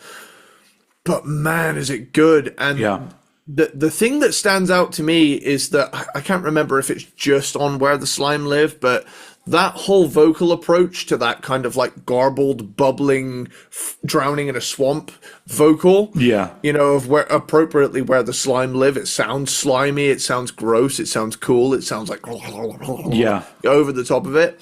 I have a theory that David Vincent heard War Machine by Kiss and said, what if I growled with that same effect on my voice? Okay. If you listen to the 2 songs back to back, I did a little looking into it, and I think what you need is like a pretty rapid flanger going. Yeah. And it makes it sound bubbly. It makes it sound interesting. Like, like all evil and nasty, and I'm in a cauldron and I'm under the water as opposed to above it. Yeah. I it's a great death metal album. It's got a great vibe. It's cool. It's great. There's a fun little anecdote here. Okay. So there was a limited edition slime pack planned, which was never released after several packs leaked before shipping, and the slime substance was found to be toxic. Oh shit. Which, if that's not the most death metal thing I've ever heard, toxic slime. They should have just done that. Yeah. They should have killed people with their album. How death metal is that? Yeah. Literal death. I honestly, I miss things like that. Like, be more adventurous. I mean, I know that the money's not there anymore, and Domination was still on a major label, but I wish that music was booming the way that it used to, so bands could just be like, I have this weird idea for the packaging, because I want more weird ideas for packaging. Like why? Why would you do this? Why not? Who the fuck cares? Dude, you know what I want a band to do? CD long box. Inexplicably. Just out of the blue. Say you weren't doing long Testament boxes. just did that with Did they? They did their reissues that they're doing. I have a Practice What You Preach that I got on vinyl, cassette, and CD long box. Oh, nice, dude. And you know what? Do you know what they're doing right over there at I think it's Nuclear Blast. It's the CD long box, and the CD is in the bottom as normal, but they don't waste space in the top. You get like stickers and shit in the top. Nice. So they're doing it right. Oh man. So there's probably other bands that are doing that too, but I know for sure those recent Testament reissues have long box versions. I may And have to I love start Practice another What You Preach collection. so much. I bought all three versions of it. Dude, Practice What You Preach is such a great album too. I agree. Love that one. But Domination, are you done with that one for your number 4? Yeah. It's the appropriately green and purple slimy album. Yeah. Yeah, It's a good combo, green and purple. it is. So this gets to the part where it's so weird ranking some of these albums. I was like, I don't know if this ranking is good, but it's mine, so who the fuck cares? My number 4 is Blessed Are the Sick from 1991, which honestly for a while, like when I was younger, it was like I would probably have called it my favorite Morbid Angel album, like when I was a teenager, because there's a definite progression from the first album. The only thing that kind of knocks it down for me these days is that listening to it in between the other two albums, the production is a little bit too dry for me and sometimes doesn't do the songs justice. And then while they're clearly pushing the boundaries of their sound, and I really enjoy that, and there's amazing musicianship and songwriting on here and technicality to some of it. I feel like for the first 3 albums, this one is like the least consistent all the way through with like bringing, the A game. It's really tough saying that because I fucking love this album, but I overall, like, this is the out of the 4, I guess this would have to be the one that I think isn't as consistent for me in, as I'm listening to it over and over again, constantly bringing me this sort of like, ooh, this one, yeah, this song, even though I like all of them and it's fucking amazing. It's a classic at this point. And there's that weird thing where like another band used the same album cover. Yeah. And I think it was around the same time. I don't think that they were that far apart from each other. I think that they literally just didn't know that the other one was using the same album cover. So Blessed Are the Sick, same album cover. Yeah. I type that in.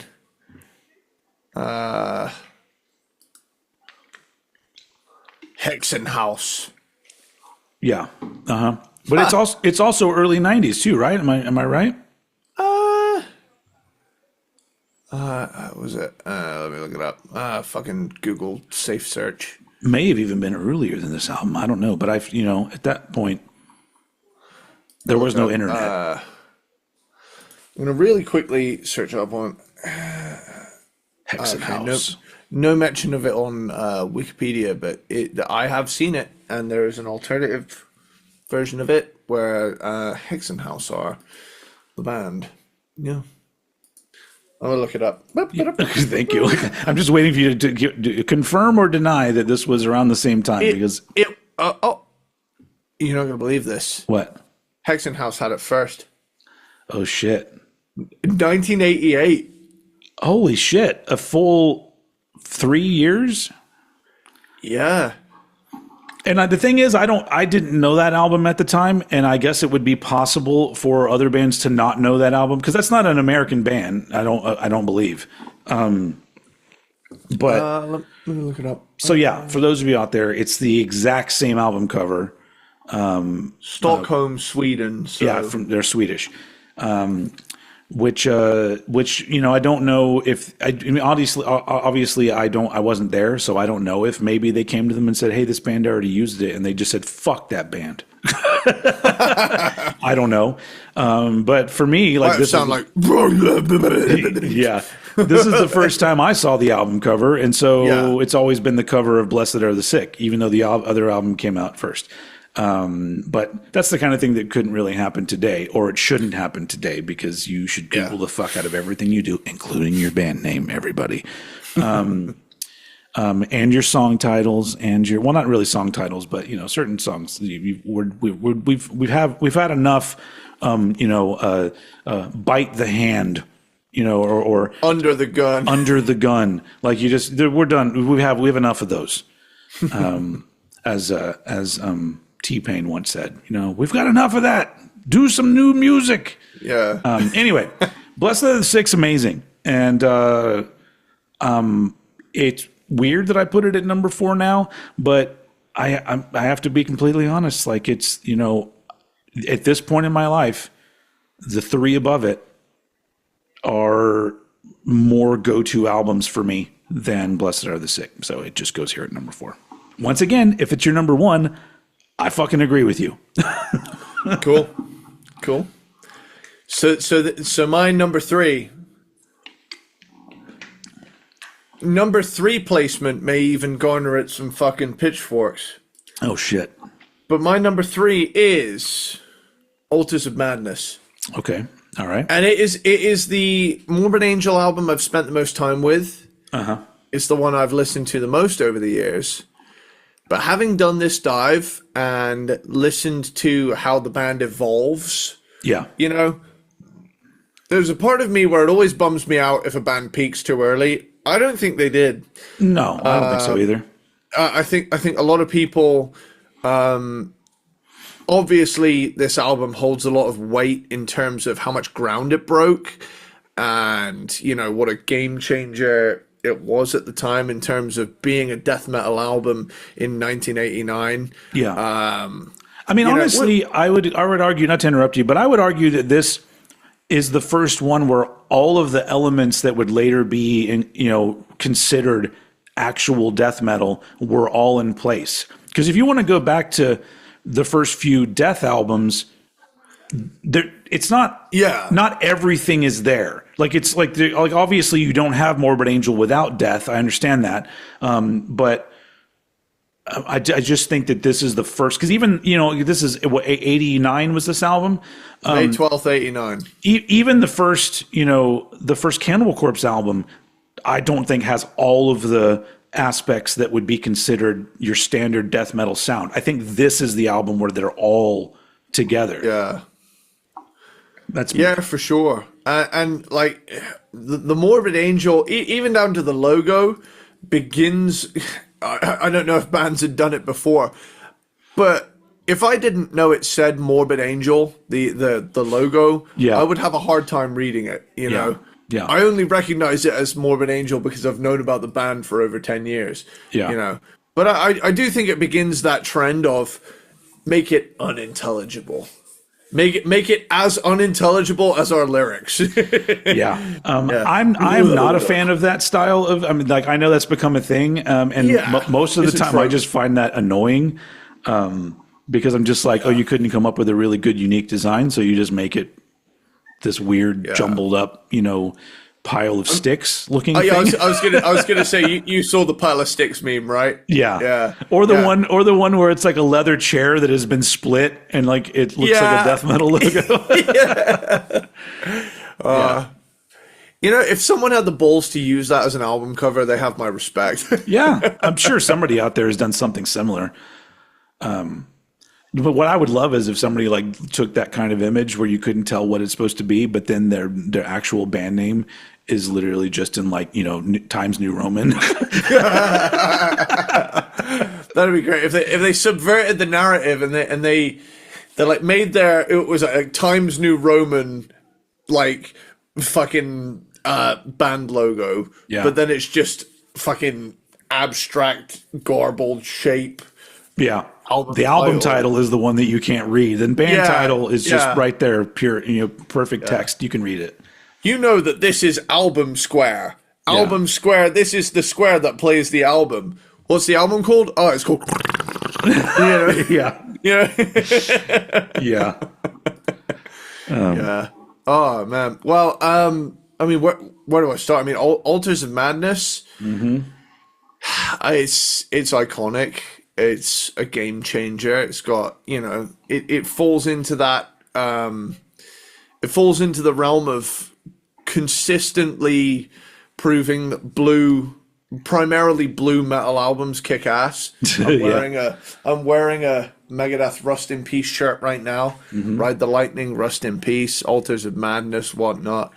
But ultimately, the thing that made me put it at third was because this is the beginning. I like when a band gets more adventurous than their first run in. It always kind of it always, first album syndrome always kind of bums me out. It's like, oh, we kind of shot our wad at the beginning, and we since then we've done good stuff, but we haven't reached that. It always kind of bums me out just a little bit. Never enough to ruin my experience, but it's always like, you got this one though, but I never get that with Morbid Angel. For me, it comes later with other albums. But for me to ignore the quality and impact that this has would be foolish. So of course it's in the top 3. I mean, ultimately, I'm sure you'll talk about it later. But it's a great album, and it comes in at a crisp 39 minutes of just unrelenting brutality. And I will say this, there are few album openers in extreme metal as strong as Immortal Rights. That coming in with the whole reverse thing, and then that just shotgun blast snare. Yeah.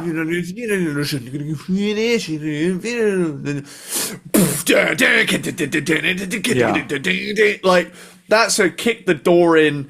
The game hath been changed. When I was young, when I first heard that, I always felt that little melody part that has the keyboards behind it sounded really creepy. It always sounded really creepy to me. That is an example of synthesizers being used to good effect. I agree. I agree. Situation, and I think unfortunately, like a lot of extreme metal got the ick from keyboards. They were like, that's for Europe. That's for Whitesnake. That's for these bands. Whereas I think there are other situations where it can be used to great effect. I mean, I know they're not a death metal band. I mean, they had their moments, but Faith No More. There are so many atmospheric uses of the keyboard, in particular on The Real Thing, that just show the keyboard can be cool. It's how you use it. Well, shit. It got co-opted by your, Cradle of Filth, My Dying Bride, Children of Bodom. Like, a lot of those bands, they welcomed the keyboard and I think used it in that capacity, the way that it sounds in this Morbid Angel song. So, if that's your thing, those are bands that I haven't really dug into, so that'll be an interesting one to do. One of those. I don't know, whatever. Yeah. I always think of Cradle of Filth just because of the IT crowd, and I'm always just like, maybe I should. from goth to boss. Yeah. An ill wind is blowing. Dude, I need to rewatch Mighty Boosh. It's been too long. Dude, there's one Mighty Boosh gag that always lives rent free in my head, and it's it's when they're stuck on this desert island with Milky Joe. And, and he's so, oh look, it's a ship. We're saved. No, just picks it up. It's like meant to be far away. Yeah, and he just picks it up off the wall. Oh no, it's just really small. Oh. Yeah. That's a great show. Anyway, are you done with Altars of Madness? Yes. Because this is where I start. I guess I start to get all the hate mail. My number 3, Illid Divinum Insanus. Illid Divinum Insanus. I'm sure there's probably. This is why I love this podcast. I love shit like this. And here's the thing, this is the kind of thing, and I fucking hate it when people are saying, "Oh, you're just trying to have a hot take." I'm like, no. Mm-hmm. Ever since I first heard this album, when it came out, 2011, ever since I heard it, I was just like, "This is fucking awesome." Mm-hmm. That's just always been the kind of person that I've been. If a band puts out an album that completely subverts what you're expecting them to do, and not only that, includes music that as I'm listening to it, I know this is annoying your basic ass metalheads. Oh Absolutely. My God, it feels so good. It feels so good. And so I was, I had fallen off of that, I got out of metal, and then in the early 2000s, I kind of got back into it. So I started to like catch up with a lot of like bands from my past. And when I heard, David Vincent was back in Morbid Angel, of course, this was like, something I was looking forward to. The only bad part about this is that Pete Sandoval's, this is the first album without him. And that absence is felt. I agree. But I just remember sitting there and listening to the album for the first time. And once Too Extreme starts, I was like, is this a song? Is this an intro to a song, or is this a song? And then once it hit like the 3 or 4 minute mark, I was just like, I was fucking giggling. I was so fucking excited for this album. Honestly, the biggest, the thing that keeps this from being like a number 2 album for me is the fact that it isn't just Too Extreme all the way through the album. If they had left out the more death metal-y sounding parts and just leaned in 100% to making this some sort of odd industrial album, I would have fucking loved it. But the thing is, like right after Too Extreme, they go right into like a death metal track that doesn't sound very different from other Morbid Angel stuff that had already come out. And sometimes I feel like maybe the combo of those two sounds is good to make this album enjoyable. Maybe if it was the industrial shit all the way through, maybe it would have gotten a little bit dull to me. I don't know. All I know is that the album is so enjoyable to listen to, and David Vincent sounds great on this album. Not 100% a fan of the drummer on this album. When there's actual drums, he's fine, but something's missing, and that's Pete Sandoval is missing. A critique I will accept is that the riffs on this album aren't really up to par with previous Morbid Angel albums and the kind of riffs that you come to expect. That being said, I don't think that was the point with this album. So I think the riffs kind of are appropriate for what they're doing, but there's so many legit bangers on this album, and I think the problem with it is it's just not the right kind of bangers for what people wanted. But like I said before, the fact that they had already flirted with numerous, electronic sort of, keyboards or whatever from album 1, there was a keyboard in the album. This never felt like, why would they ever do this? Like when I first heard it, I go, it kind of makes sense that they just went, yeah, let's just give this a shot. And I agree with you that like there's a little bit of like cheesiness to some of it, but I love that about it because once again, that was particularly something that I didn't expect from Morbid Angel. But really, if you want to like dig into like, the lyrics of most of the albums, it's cheesy anyway. And the way that the album fucking wraps up with Radicult and Profundus Mea Culpa, those songs are so fucking good. And the energy to this album is so great. And I remember like pretty much immediately after this being at a show and people complaining to me about this album. And I'm all like, what did you want? Did you want the same thing again? You can go listen to the other stuff again. Like now you have this album that like you didn't expect. And it's like this different journey that Morbid Angel have you on. And every time I listen to this album, I'm just like, the only reason why people hate on this is because they just want everything to be exactly the same. And they're boring. Like you're boring.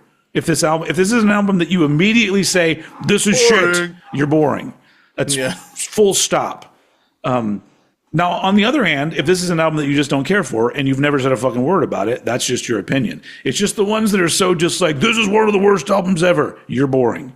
You're absolutely boring. And that obviously that's my opinion. But, on this show, it's 50% important. The other 50% being Edward Sparxx.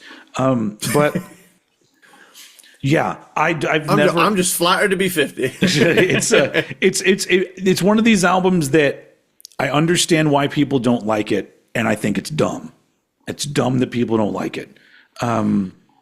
Yeah. Just simply because there is fucking shit like Rob Zombie and Rammstein and other stuff out there that isn't very different from this. And I understand if you're wanting death metal, this is not an album you're going to come to. Absolutely not. But once again, that's not what the album is. And more bands should do this. It's just like when we talked about, like years ago, we did the Korn ranking, and people hate that fucking dubstep Korn album. But I'm like, I love that they did it, and it makes it such a cool fucking album that they did that. Because they had already done, 5 or 6, 7 Korn albums of good Korn shit that you can go listen to. I want to state for the record, because I did put that album last. Uh-huh. I put that there solely because it wasn't what I go to Korn for. Yeah. But I've gone through such a new metal renaissance in the last 2 to 3 years that I've come full circle, and now I'm kind of like, there's a part of me, like, my generation was dubstep. Like, that was a generation I lived through. Which, to be fair, most of that shit annoys me. So I'm with you.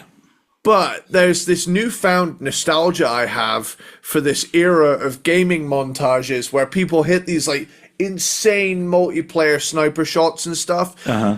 All of that music is dubstep. And now when I hear it, I'm like, oh, do you know what? I lived through a fucking boom of something, and that's pretty cool. Yeah. And so when it comes to albums like that album or this particular album, I'm not ranking death metal albums. I'm ranking Morbid Angel albums. And to me, in the output of what they put out and them putting out albums that I think were well done for what they were and are interesting in their discography, this one ends up being number 3. Because I'm just like, because like I have to admit, like, unfortunately, I don't have this one on vinyl, and I need to do something about that. But if I did, it would be one that I listen to all the time. I would probably struggle being like, what Morbid Angel do I want to listen to? Because now I'm like, oh, I could listen to that one. I mean, and it's like because that's how I feel about it. It fills me with that desire to listen to it again, and that's got to mean something. I'm not trying to be an edgelord or some shit. I literally think that this is good, and it's kind of sad because I feel like if everyone in the fucking metal community had not had their heads up their asses and given this album a shot for what it is, David Vincent might still be in the band, first off, and maybe they would have done other interesting stuff. But now we don't get that, unfortunately. So I blame all of you out there. I have an idea. Oh, sure. Can we do a giant slashed and mashed? Okay.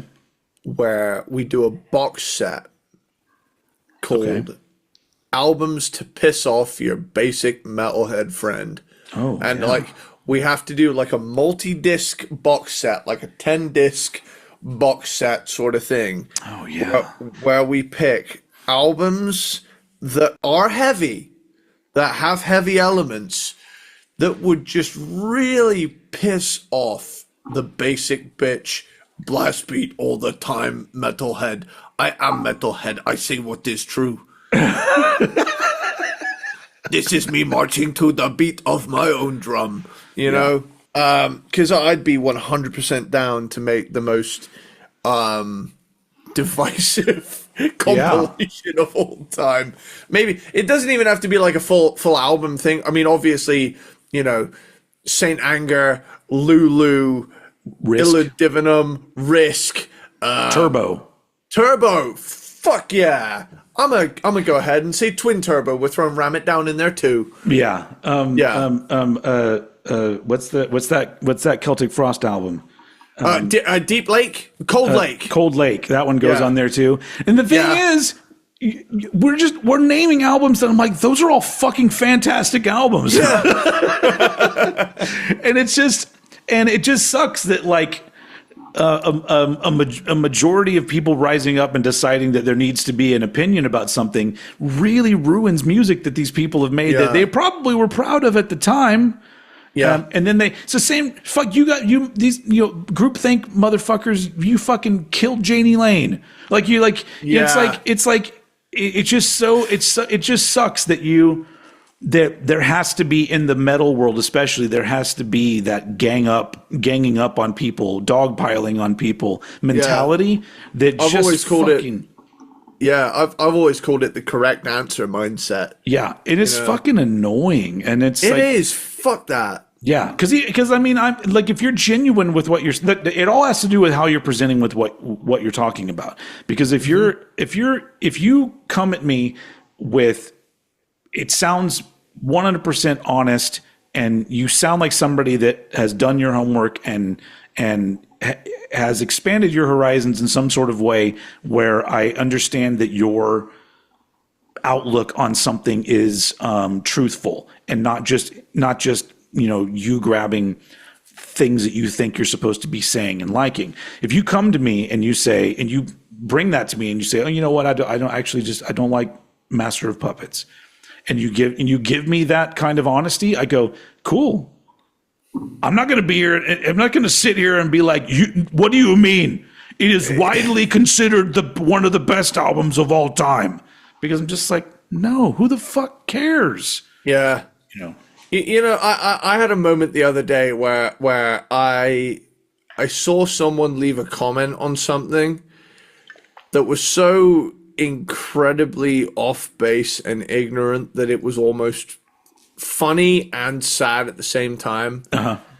And there was a time where I would have devoted an hour of my life debating this fucker in a YouTube comment. Oh, yeah. Do not engage, as they say. Where I realized I could open my own dojo and teach martial arts to kids with no money. I just realized it. I realized in that moment, I was just like, what the fuck am I doing with my life?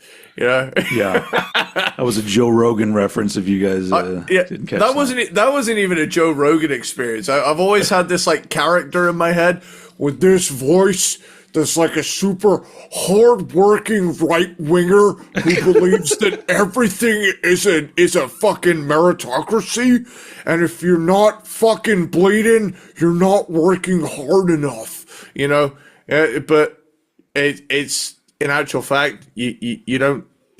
That world don't exist no more, especially now. That was a hell of a punctuation with that beer drink. You didn't see it on the podcast side of things, but he punctuated it with a drink of his big ass beer. A well punctuated beer drink makes you more of a man. No, it says it's a little bit Stone Cold Steve Austin in there, because I just imagine you saying, I drank another beer, 2 beers. What's that fucking meme where is a wrestler and he's doing like a maths equation? It was at sacrifice meme. Who was it? Scott Steiner. Okay. There's a fucking genius page.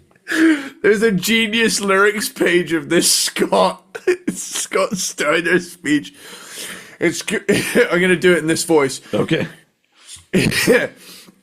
Lauren, Scott Steiner, it's going to be a 3-way for the TNA heavyweight title at Sacrifice between you, Kurt Angle, and Samoa Joe.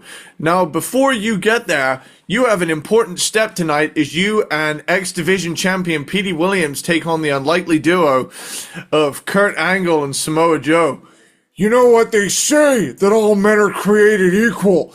But you look at me, and you look at Samoa Joe, and you can see that statement is not true. See, normally if you go one-on-one with another wrestler, you got a 50-50 chance of winning. But I'm a genetic freak, and I'm not normal. So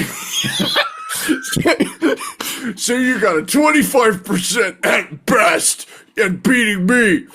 Then you add Kurt Angle to the mix, your chances of winning drastically go down. See the 3-way at Sacrifice, you got a 33 and third chance of winning, but I got a 66 and 2/3 chance of winning because Kurt Angle knows he can't beat me. He's not even gonna try.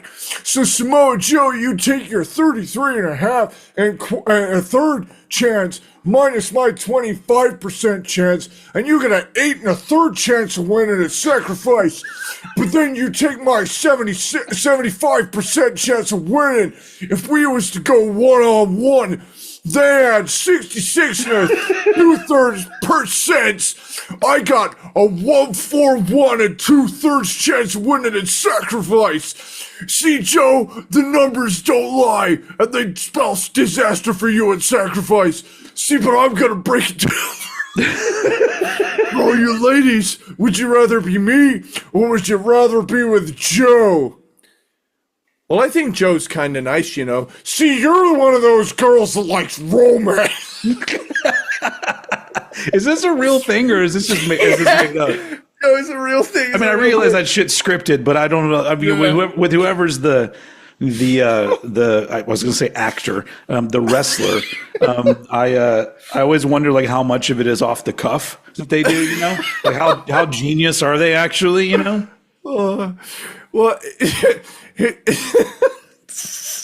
I've always wanted to play a character in something, and I feel like I finally have. Yeah, that's we gotta come up for a name for my alter ego. You know, you're doing good with names so far. We got Polycore on this episode. I could have gone pro in high school if it weren't for my bum knee.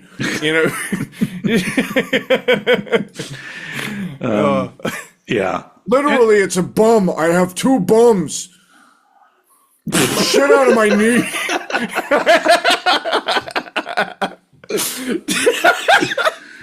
Oh shit! Dude, this is one of the funniest episodes we've done. I'm like, how did we get here? Anyway, my number 3, Illa Divinium Dismasclisks. How do you say it? Divinum insanus. Insanus. I just And you can't spell insanus without anus.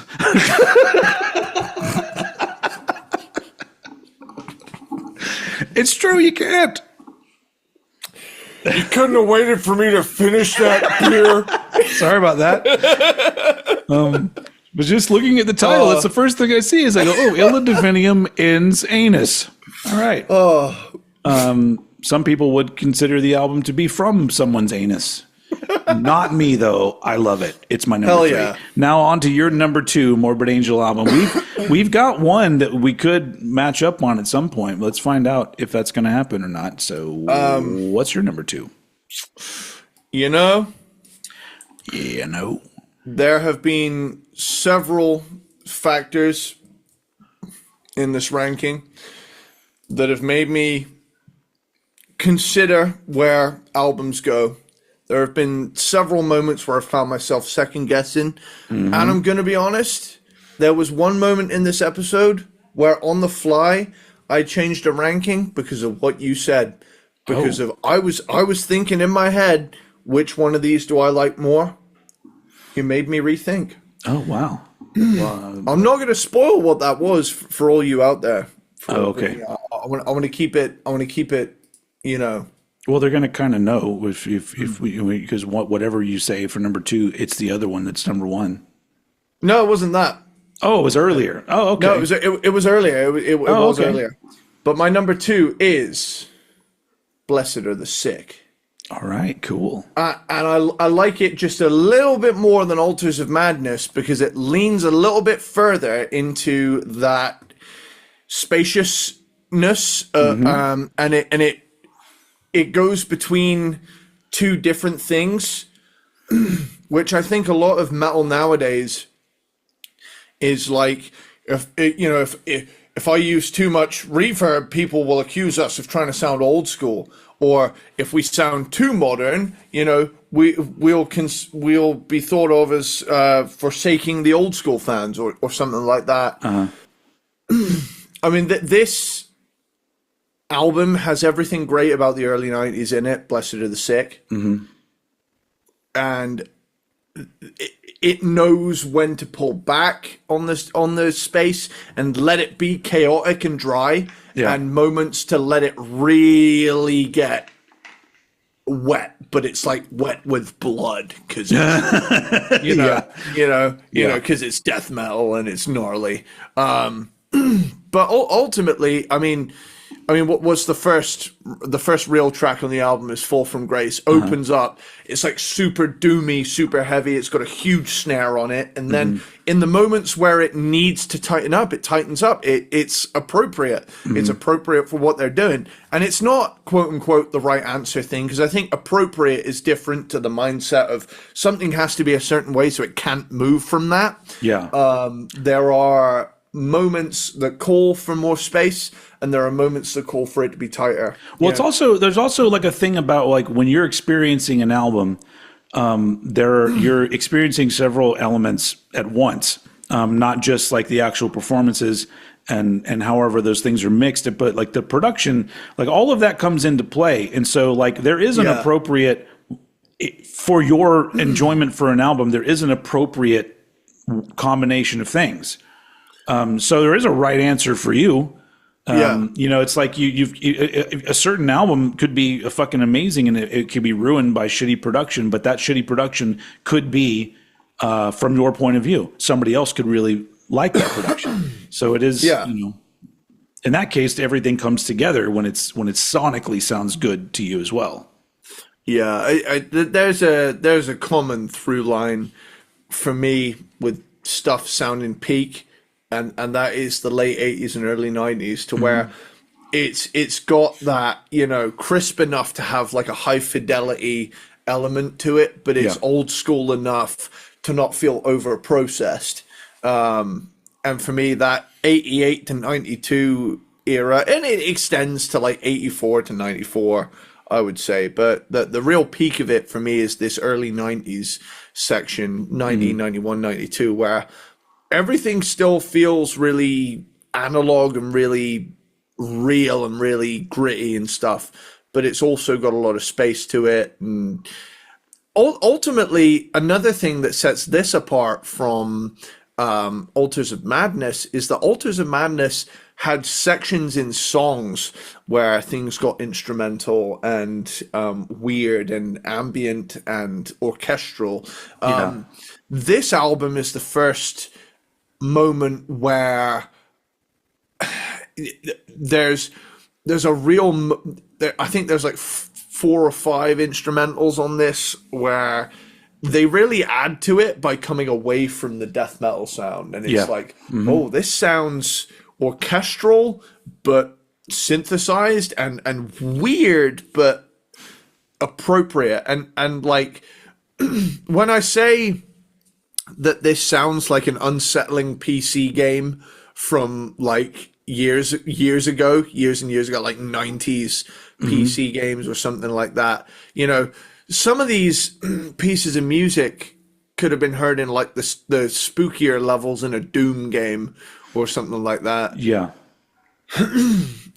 Sans the MIDI guitars and whatnot. But ultimately, this album, Blessed Are the Sick, I mean, it ups the ante from Altars of Madness for me, to where Altars of Madness is just like taking thrash and taking it into a new gnarly territory, which is death metal, with all the elements of death metal present that you mentioned. Yeah. It's like there's still moments on Altars of Madness that I would say like still have like a little bit of Slayer in its DNA. Whereas Blessed Are the Sick feels like a fully formed, we know what we're doing now. Sure. Yeah. This is an established thing. Altars of Madness feels like a stepping stone, and a huge stepping stone at that. But Blessed Are the Sick feels like a bit more of a fully formed, and knowing you can go into the slower sections without blowback from the fan base. Because like, I can remember reading stuff about people not liking South of Heaven because there were too many slow songs compared to Rain and Blood being this 29 minutes of I think once again they already did Rain and Blood. They had already done it. Yeah. And I think the important thing to mention from that is like, once you reach a certain stage with something, where do you go from there? Like, I mean, when you do a song called Necrophobic that's like, 90 seconds long, and it's like the fastest song on the album, and that you managed to fit a whole guitar solo in there as well. I mean, Yeah. where do you go from there? You end up with You Suffer, you know, because ultimately, if you keep following down this rabbit hole, eventually we're just going to be listening to like second long snippets of you know, and we're going to be calling it a set list. And, that was the set. Okay, right. We're true cavalt, as we say.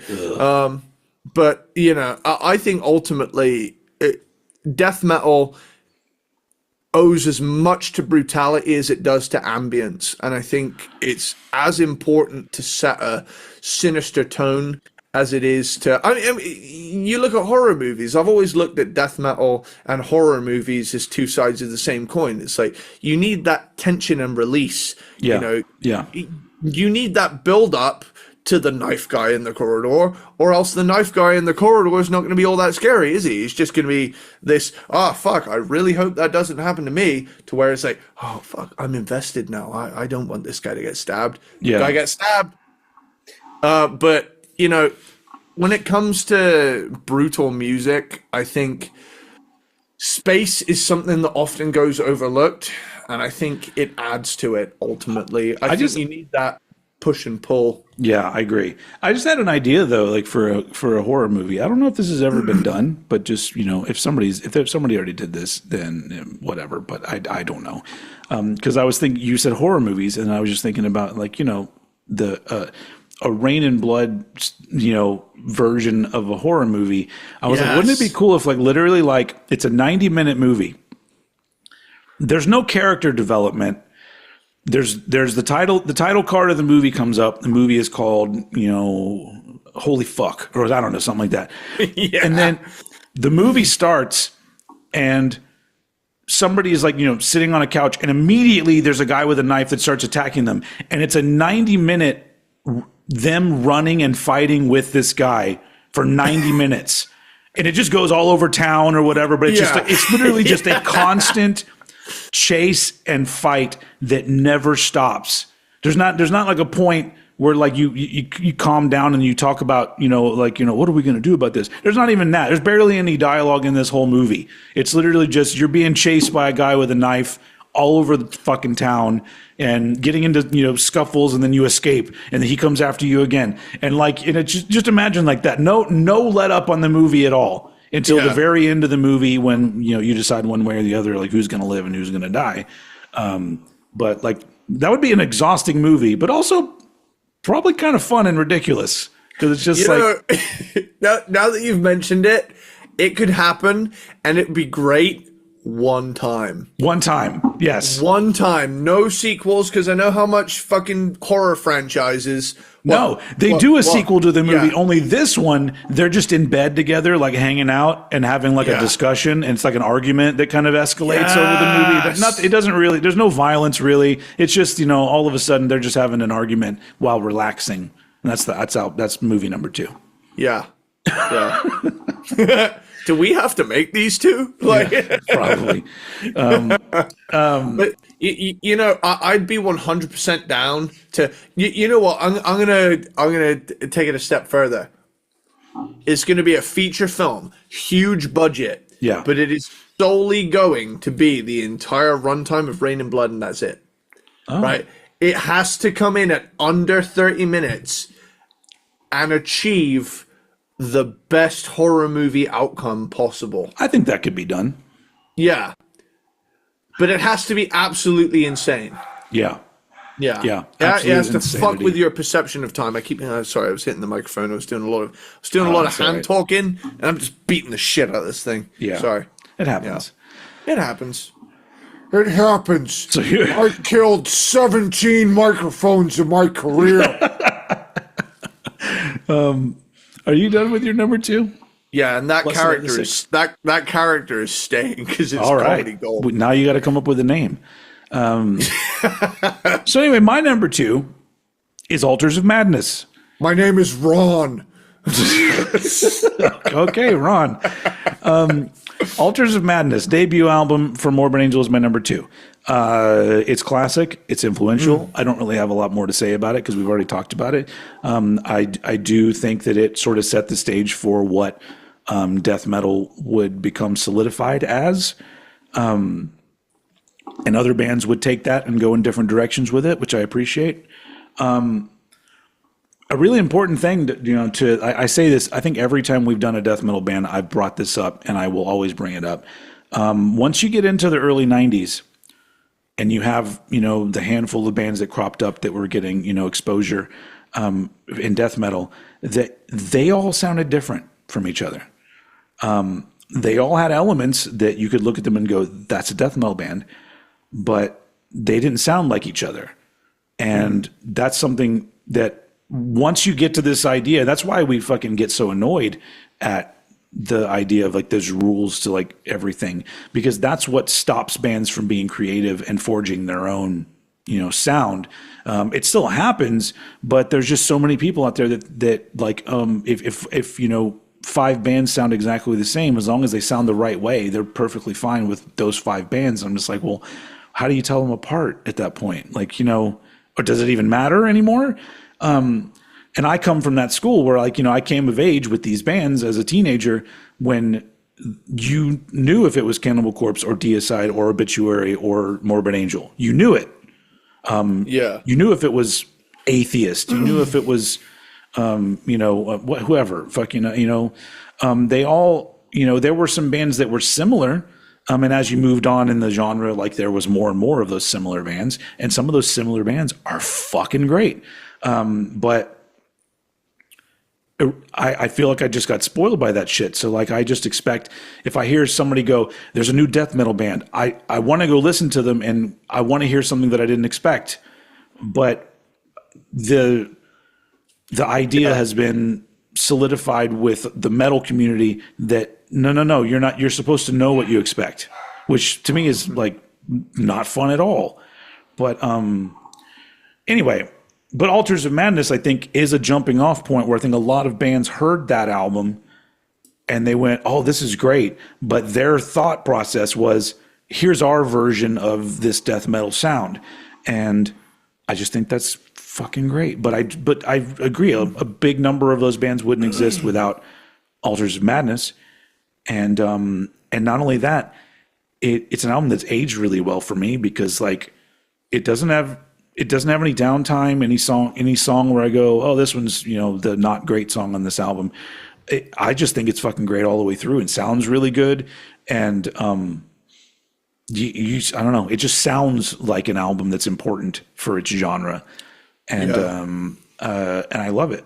But to me, they did a more perfect album, and that is our joint number 1, which is 1993's Covenant, which is one of my favorite death metal albums of all time. So I'm going to let you start it off with your number 1 take on that one. Bow to me faithfully, bow to me splendidly. Yeah, it's great. It's not only is it a kind of mainstream breakthrough, weirdly, for a death metal band. For a while, it was the highest selling death metal album ever. I don't know if it still is or not, but it was.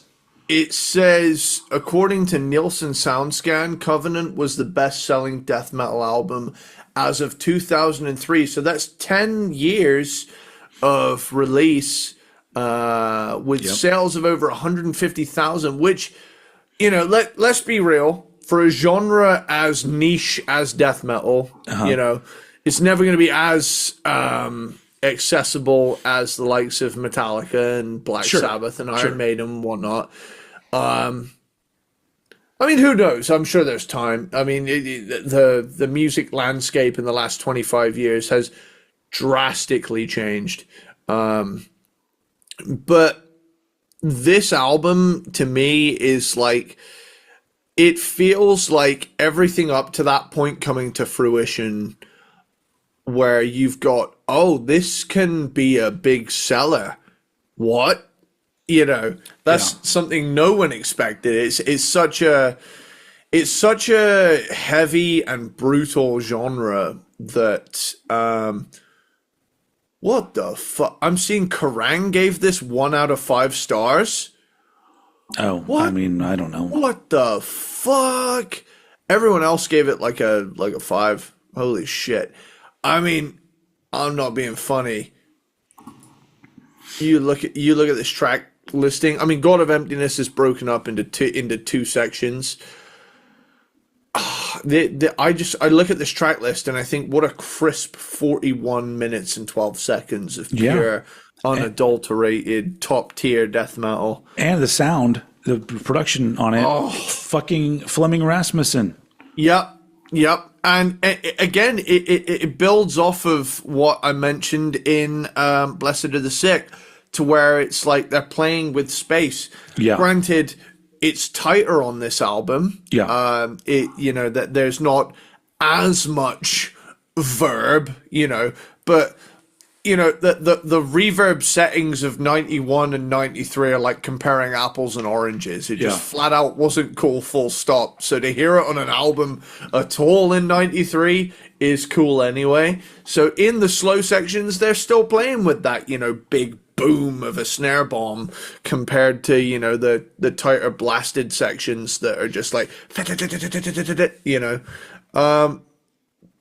but I mean, hot damn, dude, this is a band firing on all cylinders, and they've got 2 albums under their belt at this point. They've got one that changed the fucking game, and they've got one that evolved their composition skills. Yeah. You had tracks that were solely devoted to creating an ambience in a space, and I think on this one they created a happy medium between the two. Whereas it does feel more succinct than Blessed Are the Sick, but it feels more refined than Altars of Madness. And that, for me, paints the whole thing as a positive, in my opinion. And this feels like it's been waiting for me to read it out. World of Shit. The Promised Land. Yeah. I mean, the whole thing from start to finish is top tier death metal. Who are we kidding? Yeah. And it comes this from... was going to be high up. It comes from a special time, which, many, including me, would consider it the peak of death metal, not just in popularity, but in bands basically establishing their own sound and putting out their best albums. There's a lot of... And my dogs agree. But around this time, death metal was just very exciting, and all of these bands that were coming out were all great. It was all great music, but also you did have that little bit of popularity going on. It doesn't hurt when Beavis and Butthead feature a song of yours in there, because sometimes people will just go buy it just based on that. It probably didn't hurt. But I just think, hearing this album for the first time, I can't even explain the first time hearing God of Emptiness, which God of Emptiness is, to me, one of the best album closers of all time. Oh, yeah. Because, the first time hearing that, I was not prepared for it. And, in the context of the album, you're not expecting it. But it's such a great song, and it ends up being it's not a brutal song, but it is easily one of the heaviest on the album, just in the way that it sounds.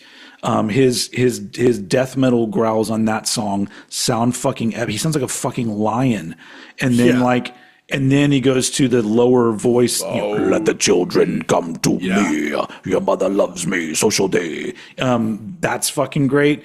The whole ending part, there's a great section that's left out of the music video version that I like, which has got that really cool little guitar part in it. But that's just one song.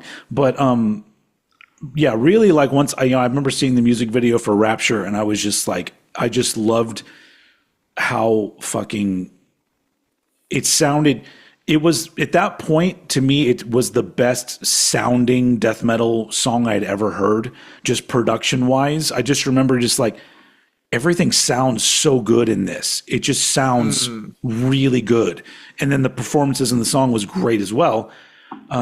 So quickly they became like a favorite band of mine. And but I just think with Covenant, they did reach that point where they put together what I would consider I know you said earlier, people say start with Altars of Madness, but I'd like, maybe don't, like, because I don't know, it's not a bad place to start, but I think that like the best sort of like, what is Morbid Angel? Covenant seems like the album that you would give to somebody first. Yeah. And be like, if this does anything for you, then you can go in either direction and get some more, great classic death metal. In a weird way, it's kind of like a death metal Black Album situation where it's like, I would agree get with this that. and work backwards and Yes. then go forwards. Yeah. Which this was the first Morbid Angel album I owned, and then very quickly I went and bought the first two, and was a big fan. And I don't know, it's just I love this album, but I will admit that there might be a little bit of nostalgia going on in here for me, because that was a very important time in my life, and I just remember getting into all these bands and all this music sounding. It seemed so exciting that this music was going on right now, and it seemed, I've said it before, like I got spoiled. You got so spoiled in the early '90s, especially with the music that came out and bands that you didn't, you would expect at least once a month to discover some brand new band that was doing amazing shit, sometimes even more often than that. And yeah, it's so Covenant does kind of represent that time period for me as well, where it literally just felt like there was the I don't know what's the word I'm looking for, the potential for not just metal but rock music.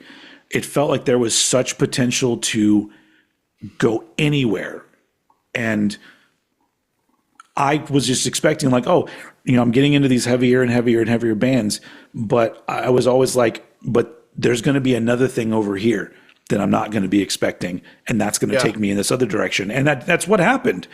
And I think with younger people that probably still does happen to some extent with some music today. I wouldn't know because I'm not a teenager anymore, and it doesn't feel the same way. But I'm sure that there's still, if you're 13 years old and you discovered Sleep Token, it's probably fucking amazing. And it's like, there's probably a lot of bands popping up, and you're just like, oh my God, there's all this fucking great new music. So it's, that's why I say it probably is a little bit nostalgia, because I do think that as much as people like to shit on like, music just isn't the same anymore. And I'm like, is it? Or are we just older and our brains have already formed? All of the time period that your brain is soaking everything up is over. You're still learning everything, but like the forming of your brain is over. Maybe that's what we're missing, is that we're not soft-brained anymore. We're hard-brained. But anyway, I love Covenant. It's up there with my favorite death metal albums of all time. Covenant and like The Bleeding, World Demise would be in there for me. It's just a lot of those. Legion by Deicide. Those are all albums that I lump together as like, God, these are just fucking amazing. And once again, all those albums sound different from each other. So anyway, boom. That is our number one joint. Number one. That was the only actual matchup in this entire episode. There were close ones. Yeah, there were some where we almost did. Yep. And then I don't know what I'm doing over here. I'm doing like kind of a close placement sort of thing. I don't know. I thought you're doing that. I've seen like this, and then you do your finger in between. Is that a thing too? I don't know. I've never seen that. I know that this is the peace sign, and this is basically like. But you got to do it like this. Steps. You got to go up with it. That means like up yours. which is such an interesting thing because it's like why did the two fingers, once again, why does the middle finger do anything? It's really weird. I can remember back in my day, we only had one bird. We didn't need a second bird. These kids were raised wrong. It's just weird culturally how things mean, because isn't there also a culture where thumbs up is like a rude thing to do? There's like I believe that's also a thing. It's just like just pick a finger and that's the rude one. I have to ask, is this a thing in America where when you're a kid, you flip the bird to your friend on the school bus? Because that's like a thing. Is there more to that? Yeah, no, genuinely, like when kids get off of the bus, like all the way through my childhood and adolescence, I always saw like kids flipping the bird to the bus as it left. Oh, yeah. Their friends were given the bird as well. Yep. Yeah. Yeah. Yeah. There was a lot of birds in school, all the time. And something that I don't see very much anymore is there was a style of middle. So I just do this now, and for most of my life I've just done this. But then there was this. Yeah. Which it seemed like that's something that people don't do anymore. That was like in the 90s, where it was just like this. It takes way too much, but it does feel more like I mean this. Sorry, podcast people. This is the middle finger making where extra effort. You've got like a thumb out. You've got your other fingers very tightly around the middle finger, kind of pointing at, knuckles pointing out. This is what's going to get us demonetized. Anyway. But I don't do that anymore. I was like, that's too much work. I'm just gonna, if I really want to say fuck you, I don't want to do that much work. It's just a middle finger. It's fun to do, you know what? Yeah, it is pretty fun. It just reminds me of that the fucking Mr. Bean. Yeah. Where he's just flipping everybody off when he gets to America or whatever. Anyway, here's this.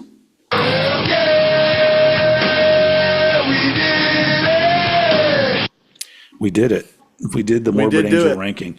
That is something we have undertaken and achieved. Like men.